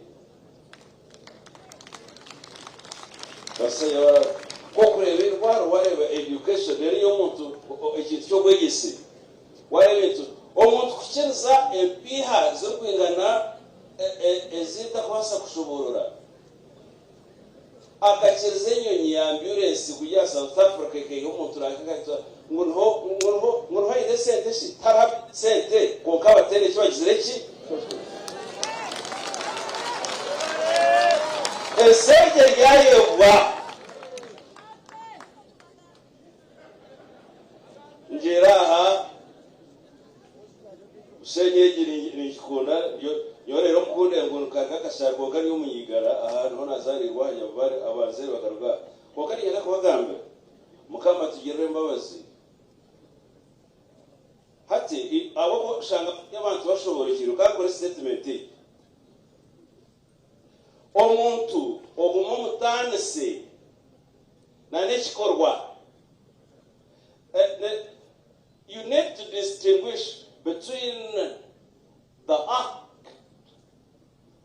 and the actor or the drawer. Omuntu yabyara omuti gw'omuyembe gukagira emiyembe mirungi gukagira ati rero kasanga rugira ngo ogw'omuyembe tikuza kugusiima tikuza kugira ngo abire umuyembe abo kuba tuwe dini yanje abo kuba tuwe kigombe cyo gutegeki ekindumu abo kuba tuwe uruganda rwanje mwe niyo mutikuza kugweta muti nango no kuguraye nebisuma tikubyenda nango no abo kuba tumuziga bakanye tumuteze mayaki abesemwe obuti w'omuyembe n'obuyembe bwabwo n'ekitutsi kirungi kyabwo ebyo n'enteekateeka yoha yarwana so omuntu yagira ekintu yakikorera omu nteekateeka ya ruhanga rero kaza kugira ngo tikuza kumusiima abokuba tuwe dini yanje tikuza kumusiima abokuba tumuhima nkanye tikuza kumusiima abokuba tumwiro nkanye. What are you talking about? Bwana ati mureke situngure ensi yetu tukwatanise murore omurukundo etarukushorora mbere yakigambire hari ku kanisa esaibabe ebigombe really ebigombe politics is fleeting rero ebigombe bikuzibire kunywa amaizi n'uwozerwe nawe obere kuzikira omunyankore mutahi wawe aboko bawe no wanopo ihori wawe narehemo obere kumkwataraho asoberwe aboko ba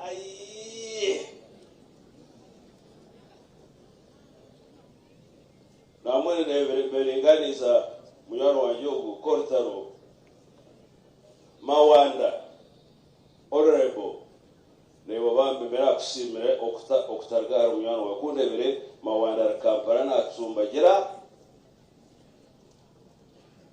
nkanaje bakamigando munyonyi bagashikaha ukazaruka Tsumbagira omuntu kunywano omuntu kokubera twiza kutana yabaheza boro yabaheza rufia niza kumanayo kokesa iza gambaho Mawanda no wa NRM tarokwana ekiro kora Kortaro na weneho kindi kokesi sabaize bombe bastamiro munyonyi bamigandamu babubatromu omutumbi gwa Mary mwe bari munonga okubabe bigombe bitakushana kibazibire kuzika munyanya kwimwe eshimwe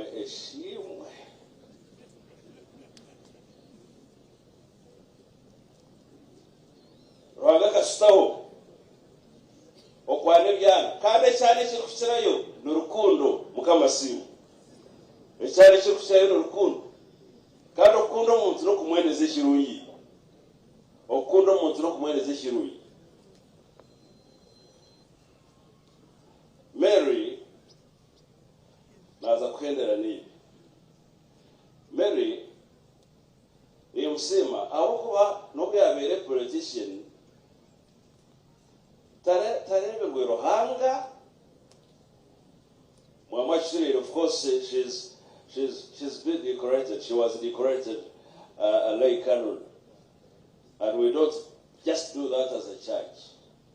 For someone qualified to be a lay canon, she or he must be someone who's like an example. Mbwero kaba canon.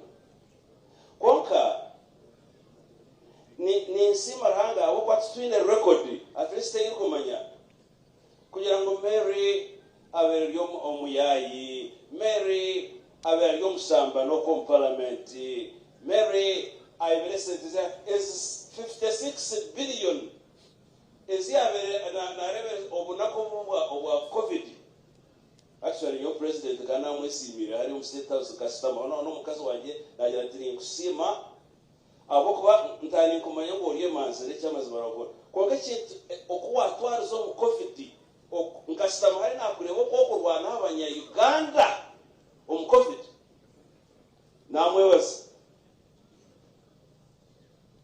omushejo konka Mary kumkwata billion atanu mukaga ngwazerere na batahibe omukasesa abantu no wamwetwiraho omumotoke y'amatama nabayana na nation and right honorable we bari munonga ruhanga bako mukisha ekiteka teko chechi kitaku muhanda abo kakana basakuchezaho billion zinga azayombeka factory wa koka obweswa ekiti chokuba honorable member of parliament konkoka na geizina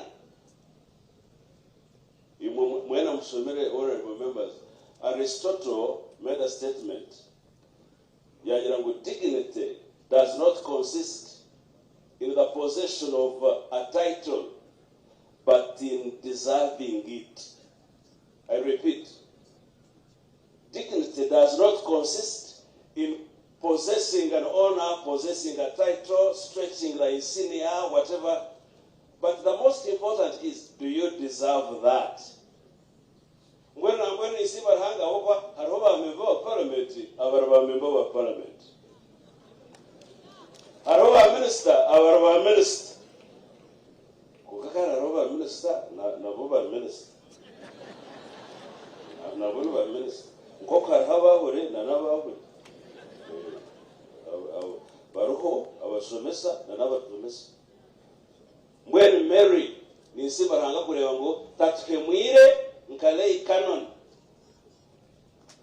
tatkemwire te kanisa ebinta kumatiri kubimanyi aho kuba wabere na akana na chingambira ati nyowe hanga kanzu na tiesa kanzu na she referred to herself and person as a saved person tikula kuja tujunwe kashekyo beri chimwa bikugumira abebembezaba no kujunu haza muhumure bana minister na azunwa member of parliament na azunwa lawyer na azunwa mwete katije na mwenu mukaba bagene mbabaza kintu cyo kujuru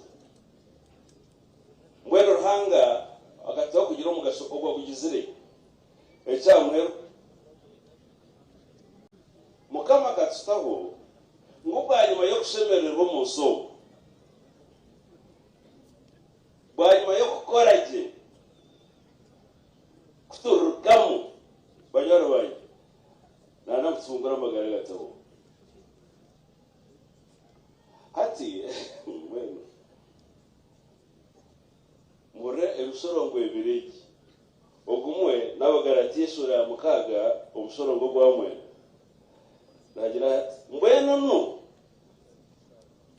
tureke kuroha omukoraje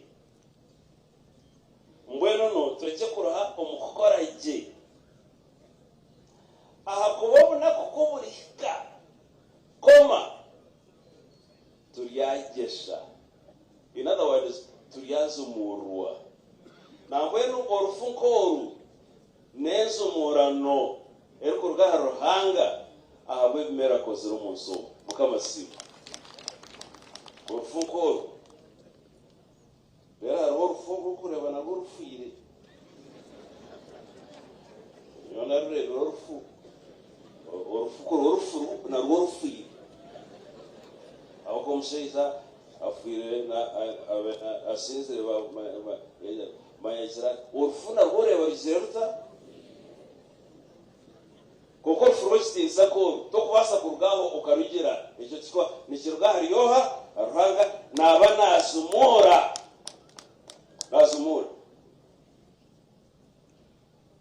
ubu nako buri turike kuruha umukoraji nambwe right honorable mukama kugira mbabazi wayibembere ejo na munyanya ko speaker muhabare ehange muhabare members of parliament, you are a formidable team.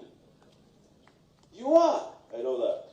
You have brains, you have the will, you have the energy, you have a future, God willing. I plead with you in the name of our Lord Jesus Christ. Get together, decide to honor God, decide not to be tired, to be weary in doing good. Or which things are president that you need. Seasons come and go. Tarku is a gumahi of yon. Ihangeri kirion tusaba ngumukama tugire mbabazi. Omusheza warango mu rwako ziremye akeji. Arkwata basheza mamanzi n'abakaza mamanzi abakuza kutwara umesho. No kusemererwa no kusinda. What I'm saying is real, is true. Turion tusaba nishikafuhe kureba Uganda negaruko mu buremezi negaruko mu bindi kureba tugarika tuyekorebera ko buntunga mukama bagire mbabazi sit and think and pray and plan mukama tugire mbabazi ihangane itwe ahuri yahika yendo mesho yabara umukundu wa kahinda yabare munoka umurimo kumwakoze yabare no kutahunga munyanya ko yabare kwiza no yabare kafite rumungaro yabare munoka mukama mukazumu kishaka mwafere ndio ekingamba ni kimayisi yo byanje tikwenda bururu tikwenda konka tsiteko kutebekana turebe ihangeri kuri yaje ndomesho bane bibinde tushabe munonga ranga atebekana saba Uganda ubu bundo bukuraba mu bwahara igihugu cyo uburanga agumena natwera tusobore tubabo mazima ubu bona buri yaho kokaranga bitereze aboko nimbakunda kokaro kureba ubundi mureke hata ekingamba okora je tureke kuroho mukora je kokaranga takugira ngo tureke kuroho mukora kuki dere kwemera no kusururwe sura 10 no musoro ngo 13 nagira ngo kandi nahorera ka eruko rwo mu iguru rigira riti handika okwihati beino mukisha abafu abafero muryoha omurumo kama I want to declare in the name of our Lord Jesus Christ, this is God's word. This is his word. Blessed is he, blessed is she, who at the time of death dies in the Lord. Imwe barungi mwiro kandi kambasha mukore mwebembere musemererwe mutahamagenyi musome mugurisa munyonyi abandi genda kapchi iroko kankora shasho rakuze abakwa nimba shabana bo rakuza ogendo yemanye ombinungu asako kwatandikirwe rwara nehika bakitangire hiki reka kugira to muntakagire asupurire genda bakushebere orakuze okire iroko musinge mwiroko nabundu basinge mwiroko wonka mutariyebwa ngaresa he. Listen to me and look at me. Genda iroko otariyebwa ngaresa he. One day iriyashika kandi basakwetara here kokaranganya ati beno mugisha abaza kurwo munsi yanje baza kwizo wanje bakafero muri.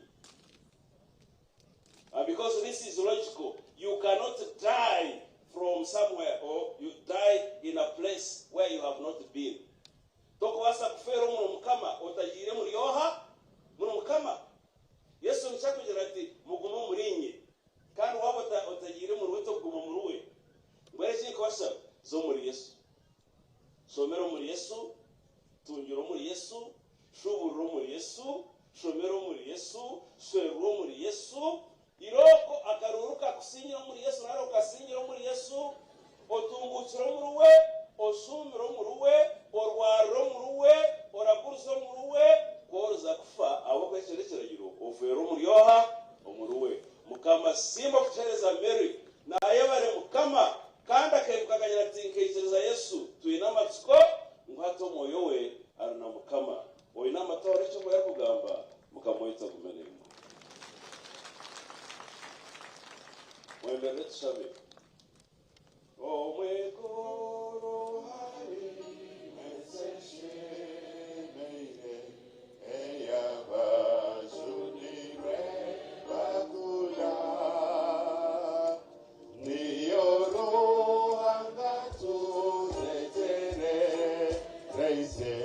wabone kutwajiri utwena kutore zayo zenyobo sinje doria tera nera yonawe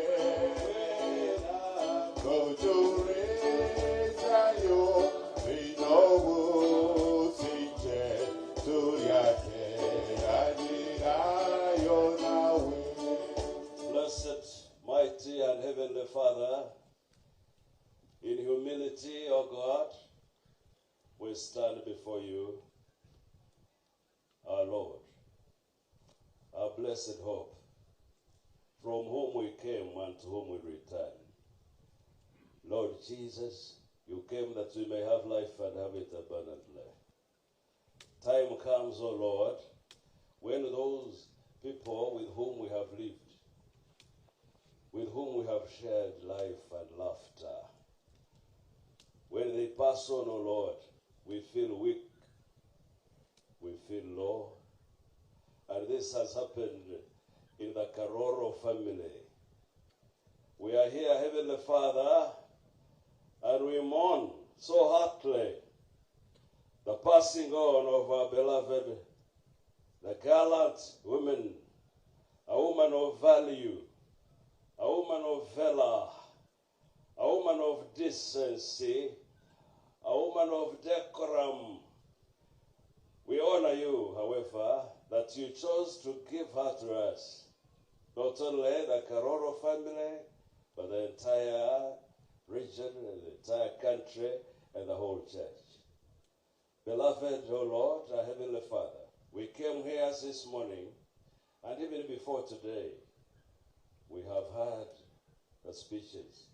We have heard the eulogies. We've learned. I pray, Heavenly Father, that as we leave this ground, we shall take the lesson. Not one, and not two, and most importantly, let us choose to walk in you, to abide in you. As we traverse this world, O Lord, as we live here for a moment, so that after this world, after we have left here, we shall live with you forever. I thank thank you for His Excellency the President. I thank you for Right Honorable the Deputy Speaker, the entire Cabinet, the ministers, body here, the members of Parliament, the religious leaders, the community in Bushenyi, oh God. We thank you for those who have touched Mary, who have supported her.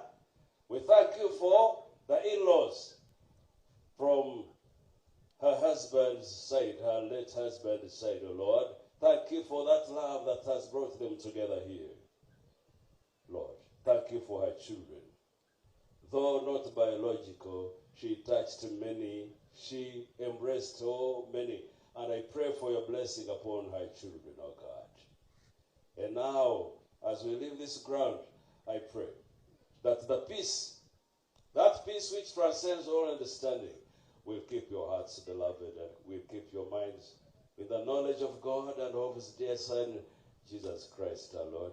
And may the blessing of God Almighty, the Father, the Son, and the Holy Spirit be upon the Karooro family, Professor and his siblings, be upon our country, our President, and all the leaders, be upon the Bushenyi community, be upon those who supported her in life and in death. May that blessing be with you.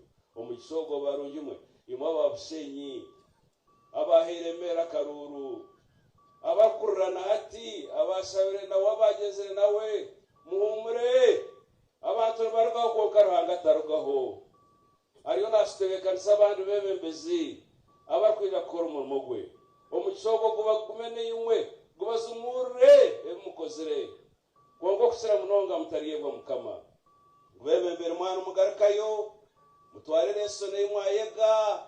May that blessing be with you forever and ever, we pray, through that matchless name of Jesus Christ our Lord. Amen. Come on, many more. Thank you so much.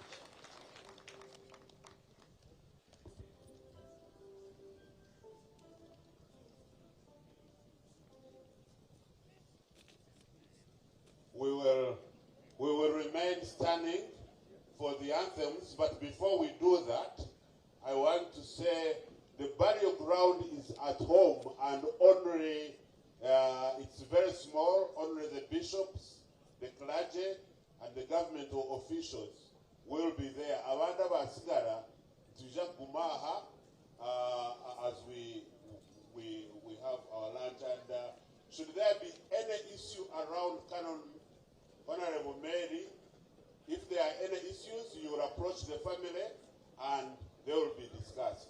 We want to thank you and we want to pray that God blesses all of us. The anthems.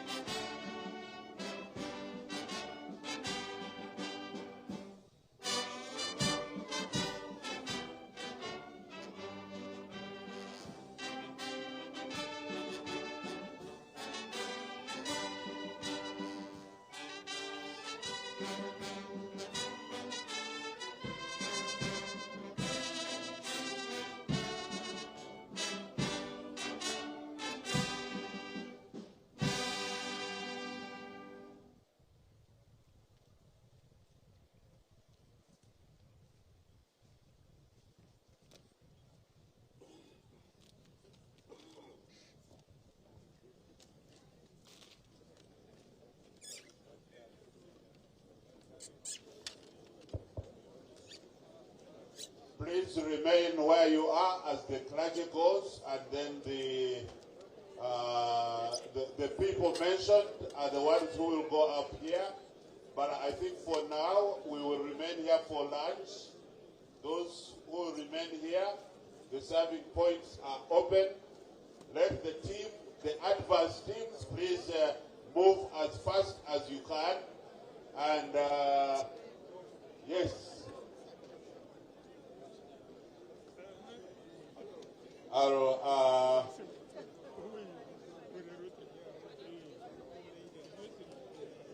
Yes. Let the advanced teams go. Kandi Aboxkaraha. Lunch will be served, and the VIPs that were seated on my right will go here. Let the family go. I'll ask the family to please go, so that by the time the casket arrives home, you will be home.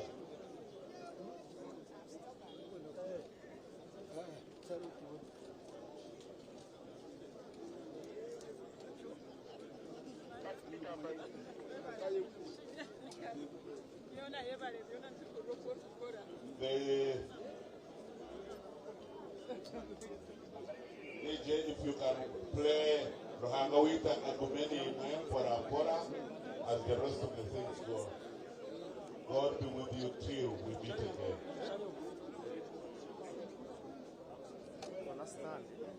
God be with you till we meet again.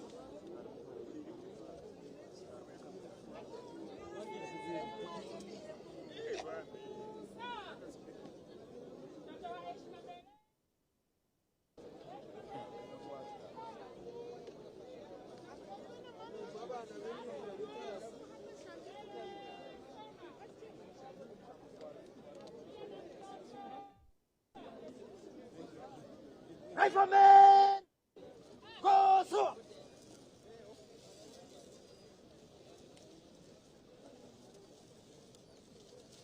Salam Zamarahim!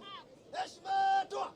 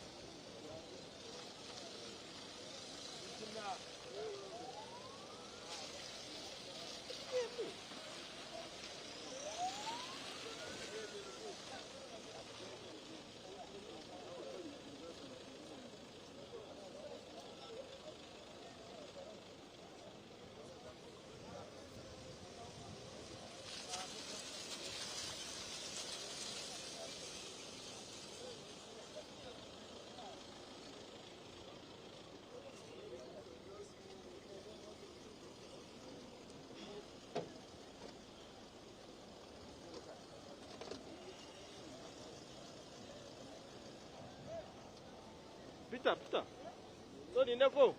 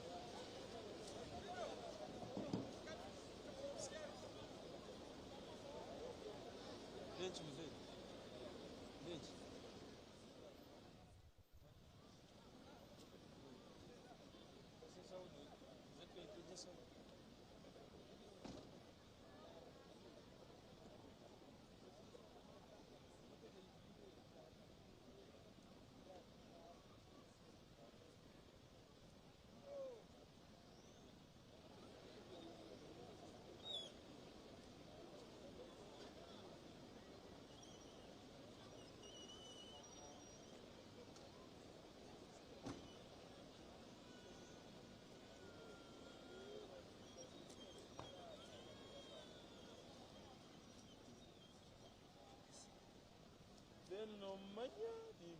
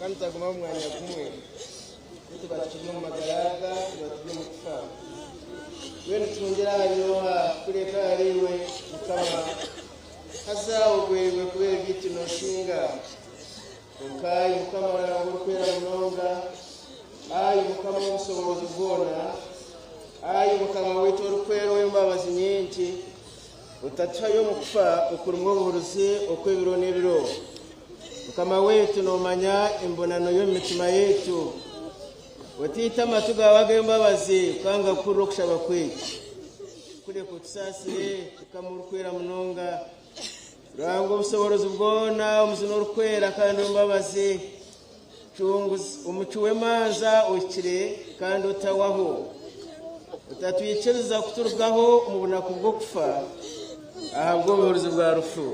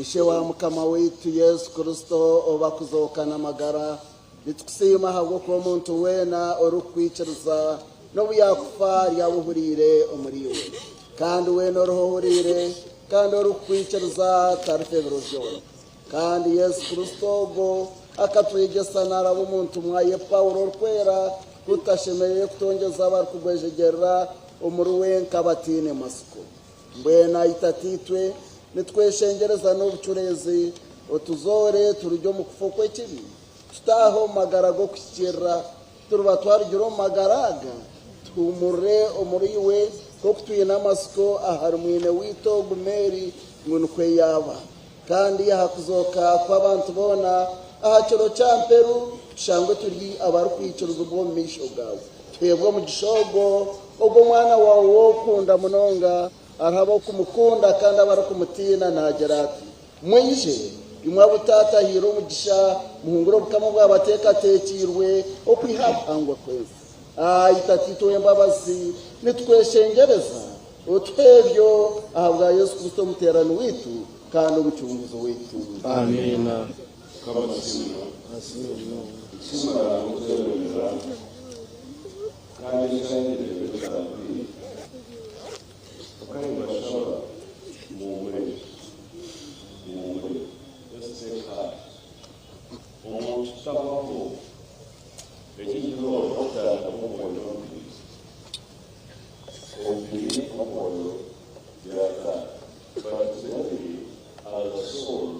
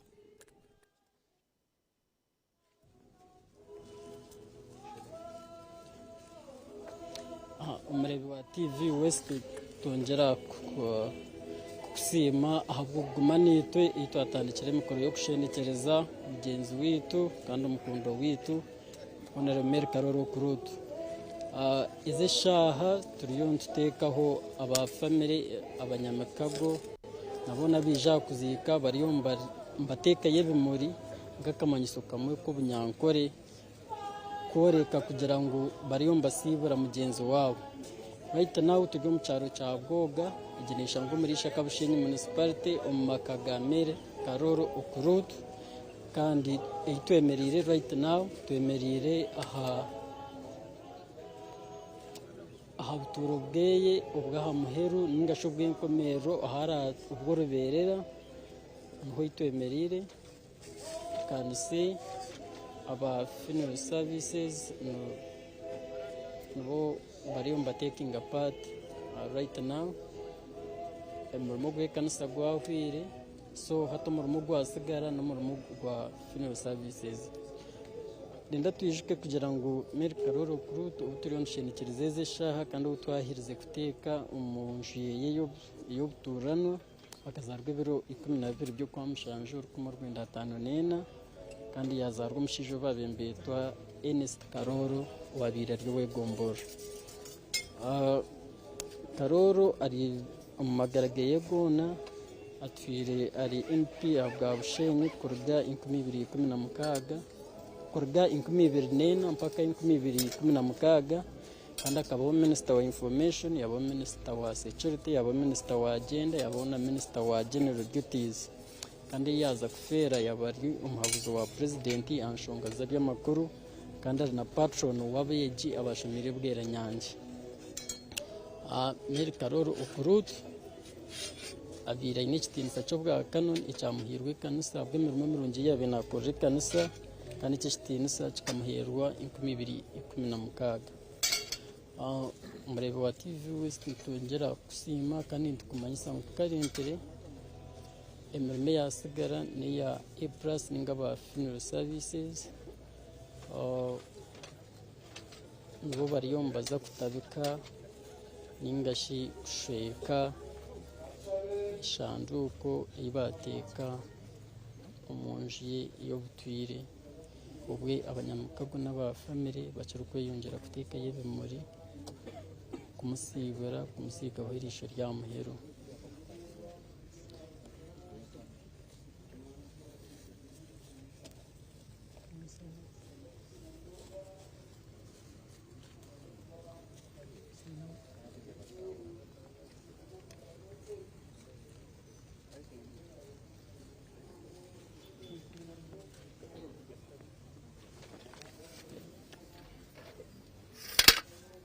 umurebe wa TV West tongera kusima itwatandikira kuguma niwe itwatandikira mukoro yo kushendekereza Mary Karooro Okurut kusima we guma nitwe kandi izishaha twemerira buturubwe yo bwa muheru emirimo twagisigira aba funeral services nikuyebaza webare kandi mukamagume nimwe gumaho TV West turu kurasa porogaramu zo kurata